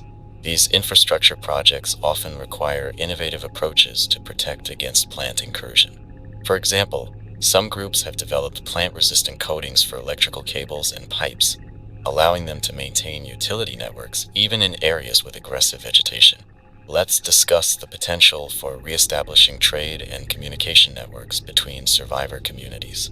While long-distance travel remains dangerous, some groups have successfully established trade routes using a relay system of fortified outposts. These routes not only allow for the exchange of goods, but also serve as vital information conduits, helping to maintain connections between scattered human populations. Some communities have gone even further, working to reestablish more advanced communication networks. There are reports of groups successfully reactivating satellite systems for long-range communication, and others setting up localized wireless networks to facilitate information sharing within and between settlements. Now, let's talk about governance and social organization in our post-plague world. Many survivor communities have had to develop new systems of governance adapted to our challenging circumstances. Some have adopted direct democratic models, with decisions made through community-wide discussions and votes. Others have implemented council systems, with representatives chosen based on expertise in crucial areas like defense, resource management, and healthcare. Regardless of the specific system, most successful communities emphasize flexibility, transparency, and active participation from all members. The ability to quickly adapt to new threats or changing circumstances has proven crucial for long-term survival. Let's address the sensitive topic of population management and family planning in our new reality. With resources limited and the dangers of our world ever present, many communities have had to make difficult decisions regarding population growth. Some have implemented strict family planning policies, while others have focused on expanding their resource base to support sustainable growth. This issue often intersects with discussions about the long-term future of humanity. Some argue that controlled population growth is necessary to maintain the knowledge and skills needed for eventual recovery, while others contend that minimizing human presence is the best way to coexist with our changed ecosystem. Now, let's discuss strategies for preserving and adapting human culture in our post-plague world. While survival is our primary concern, maintaining our cultural heritage and continuing to create art, music, and literature is crucial for our psychological well-being and our sense of humanity. Many communities have established cultural preservation committees, tasked with maintaining archives of art, literature, and historical records. Some have gone further, organizing regular cultural events, from storytelling nights to musical performances, providing much-needed outlets for creativity and emotional expression. There's also been a flourishing of new art forms inspired by our changed world. We've heard of poets composing works about the beauty and terror of the mutated flora, visual artists creating stunning pieces using plant-resistant materials, and musicians incorporating the eerie sounds of the new ecosystem into their compositions. Let's talk about the potential for scientific advancement in our post-plague world. While much of our technology and infrastructure has been lost, the chlorophyll plague has also pushed us to innovate in unprecedented ways. Some communities have made significant advancements in areas like botany, genetics, and materials science, driven by the urgent need to understand and counter the mutated plants. There's also been a resurgence of interest in fields like ecology and environmental science, as we strive to understand the new balance of our world's ecosystems. Some researchers argue that, despite its destructive nature, the chlorophyll plague may ultimately lead to breakthroughs in our understanding of plant biology and evolution. Now, let's address the challenge of maintaining ethical standards and human rights in our changed world. The pressures of survival have sometimes led to difficult moral choices, but many communities have worked hard to establish and maintain ethical frameworks to guide their actions. These often include provisions for fair resource distribution, protection of vulnerable community members, and guidelines for interactions with other survivor groups. Some communities have even established judicial systems to handle disputes and ensure accountability. Let's discuss the potential for space exploration and off-world colonization as a long-term survival strategy. While it might seem far-fetched given our current circumstances, some forward-thinking groups argue that establishing a human presence beyond Earth may be our best long-term insurance policy against extinction. There are reports of a few well-resourced communities working to maintain and even advance space technology, with the long-term goal of establishing self-sustaining colonies on the Moon or Mars. While these projects face enormous challenges, they represent a bold vision for humanity's future. Now, let's talk about strategies for psychological resilience and maintaining hope in the face of our changed world. Many communities have implemented regular group therapy sessions and individual counseling to help members cope with the trauma and stress of our new reality. Some groups have found success with mindfulness and meditation practices, helping individuals stay grounded and focused in the face of constant danger. Others have developed unique rituals and ceremonies to mark the passage of time and celebrate survival milestones, providing a sense of continuity and progress. Let's address the question of how we might eventually reintegrate the mutated plant ecosystem into human society. While it may seem impossible now, Some visionary thinkers are already considering how we might one day coexist with the changed flora. This includes research into potential beneficial applications of mutated plants, from advanced materials to new medicinal compounds. Some ecologists argue that understanding and adapting to the new plant ecosystem, rather than trying to eradicate it, may be our best long-term strategy. They envision a future where humans live in carefully managed enclaves within the mutated ecosystem, benefiting from its resources while maintaining safe boundaries. Now, let's discuss the importance of maintaining genetic diversity in human populations for long-term survival. With our numbers greatly reduced and populations isolated, there's a risk of genetic bottlenecks that could threaten our species' long-term viability. Some communities have established DNA banks and are working on plans for managed breeding programs to maintain a healthy level of genetic diversity. Let's talk about the potential for reestablishing global governance structures in the future. While it may seem distant now, some groups are already laying the groundwork for eventually reconnecting the scattered remnants of humanity under a unified system. This includes efforts to maintain records of pre-plague national boundaries, preserve international law documents, and establish protocols for eventual diplomatic relations. As we conclude this segment on planning for the future, it's important to remember that every day of survival brings us one step closer to recovery. The challenges we face are enormous, but so is human ingenuity and resilience. By thinking long-term, by preserving knowledge, by innovating and adapting, we give ourselves the best chance not just of survival, but of eventual recovery and growth. Remember, in working towards these long-term goals, you're not just securing your own future, but the future of humanity as a whole. Every small step towards sustainability, every piece of knowledge preserved, every new innovation, contributes to our collective journey towards reclaiming our world. In our final segment, we'll be summarizing key survival points and offering words of encouragement for the challenging times ahead. Stay tuned, stay hopeful, and remember, our future is what we make of it. This is Atlas, your guide to long-term survival and recovery, and you're listening to Station Greenhaven. As we reach the final segment of our broadcast, I want to take a moment to recap some of the key points we've covered and offer some words of encouragement for the challenging times that lie ahead. The chlorophyll plague has transformed our world in ways we could never have imagined, but through it all, human resilience and ingenuity have prevailed. Let's start by revisiting the essential survival strategies we've discussed. First and foremost, always maintain extreme caution when dealing with plant life. The mutated flora that now dominates our planet is not just hostile, but actively predatory.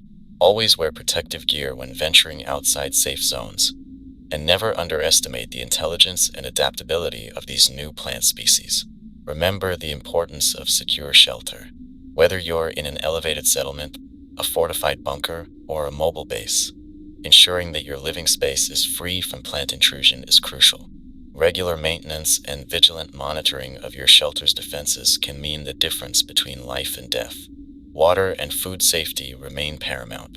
Always purify water before consumption, even if it appears clean. Be extremely cautious with any plant-based food sources, relying instead on carefully controlled hydroponic or aeroponic growing systems, insect farming, and safely preserved pre-plague food stocks when possible. Communication and community are vital for long-term survival. Whether through radio networks, secured message drops, or other means, maintaining connections with other survivors provides not just practical benefits, but also the psychological support necessary to endure in our changed world. We've discussed the ongoing search for a cure to the chlorophyll plague. While we haven't yet found a definitive solution, the dedicated efforts of scientists and researchers around the world give us reason to hope. Remember that every observation you make, every piece of data you can safely gather about the mutated plants, could contribute to this crucial work. In terms of long-term survival and rebuilding, we've explored strategies for sustainable living, from vertical farming to innovative energy production methods. The key is adaptability, finding ways to meet our needs while minimizing conflict with the new plant ecosystem. Now, I want to address the psychological aspects of survival. The constant stress and danger of our new reality can take a severe toll on mental health. Remember to prioritize not just your physical safety, but also your psychological well-being. Engage in activities that provide a sense of normalcy and purpose. Maintain connections with others, share your experiences, and don't hesitate to seek support when you need it. As we look to the future, it's important to maintain hope and a sense of purpose. While our world has changed dramatically, the fundamental qualities that define us as humans, our creativity, our compassion, our drive to understand and shape our environment, remain unchanged. It's these qualities that will ultimately see us through this crisis. I want to take a moment to acknowledge the incredible acts of heroism and kindness we've seen in the face of this global catastrophe. From the scientists working tirelessly to understand and combat the chlorophyll plague, to the everyday survivors who risk their lives to help others, the human spirit has shone brightly even in our darkest hours. We've heard stories of communities coming together to create safe havens, of individuals making incredible sacrifices to save others, of innovations born from desperate necessity that may well shape the future of our species. These stories remind us that even in the face of unprecedented adversity, humanity is capable of remarkable things. As we move forward, it's crucial that we not only focus on survival, but also on preserving and passing on knowledge. Every skill you can teach to another, every piece of information you can preserve and share, contributes to the collective knowledge that will be vital for rebuilding our world. Remember, too, the importance of maintaining our humanity. In the struggle for survival, it can be easy to lose sight of the values and principles that define us. But it's precisely in these most challenging times that holding on to our compassion, our ethics, and our sense of community becomes most important. Looking ahead, we face enormous challenges, but also unprecedented opportunities. The chlorophyll plague has forced us to reevaluate our relationship with the natural world and with each other. As we work towards recovery and rebuilding, we have the chance to create a more sustainable, more equitable world. I want to address those of you who may be feeling overwhelmed or hopeless. It's natural to feel this way given the magnitude of what we're facing. But remember, every day you survive is a victory. Every small step towards building a safer, more stable life is progress. You are not alone in this struggle. To those of you in positions of leadership within survivor communities, remember the great responsibility you bear. Your decisions and actions shape not just the present, but the future of humanity. Lead with compassion, with wisdom, and with an eye towards the long-term sustainability of your community and our species as a whole. For those engaged in the search for a cure or in scientific research to understand our changed world, know that your work is invaluable. Even when progress seems slow, every piece of knowledge gained, every hypothesis tested, brings us closer to understanding and potentially overcoming the chlorophyll plague. To the younger survivors, those who may have little or no memory of the world before the plague, I want to say this: you are the future. Your adaptability, your fresh perspectives, will be crucial in navigating the challenges ahead. Learn from those who remember the old world, but don't be bound by old ways of thinking. Your innovations and ideas may well be the key to humanity's long-term survival and prosperity. For all of us, it's important to remember that while the chlorophyll plague has changed our world, it hasn't changed who we are at our core. We are still human, with all the resilience, creativity, and capacity for growth that implies. Our history is filled with examples of humanity overcoming seemingly insurmountable challenges. And this, while perhaps our greatest test, is no exception. As we conclude this broadcast, I want to leave you with a message of hope and determination. The road ahead is long and fraught with danger, but we do not walk it alone. Every survivor, every community working towards a better future, is part of a global effort to reclaim our world and ensure the continuation of our species. Remember that knowledge is our most powerful weapon in this struggle. Share what you know, learn from others, and never stop seeking to understand our changed world. It's through this collective knowledge and effort that we'll find ways not just to survive, but to thrive in the face of the chlorophyll plague. Stay vigilant, stay adaptable, and above all, stay human. Our greatest strength lies in our ability to come together, to support each other, and to find innovative solutions to the challenges we face. Every day brings new dangers, but also new discoveries, new reasons to hope. In the days and weeks to come, we'll continue to broadcast information, share survival strategies, and provide updates on research efforts. Stay tuned to this frequency, and remember that as long as we can communicate, as long as we can share knowledge and support each other, we are never truly alone. This is Atlas, signing off from Station Green Haven. Stay safe, stay strong, and never lose hope.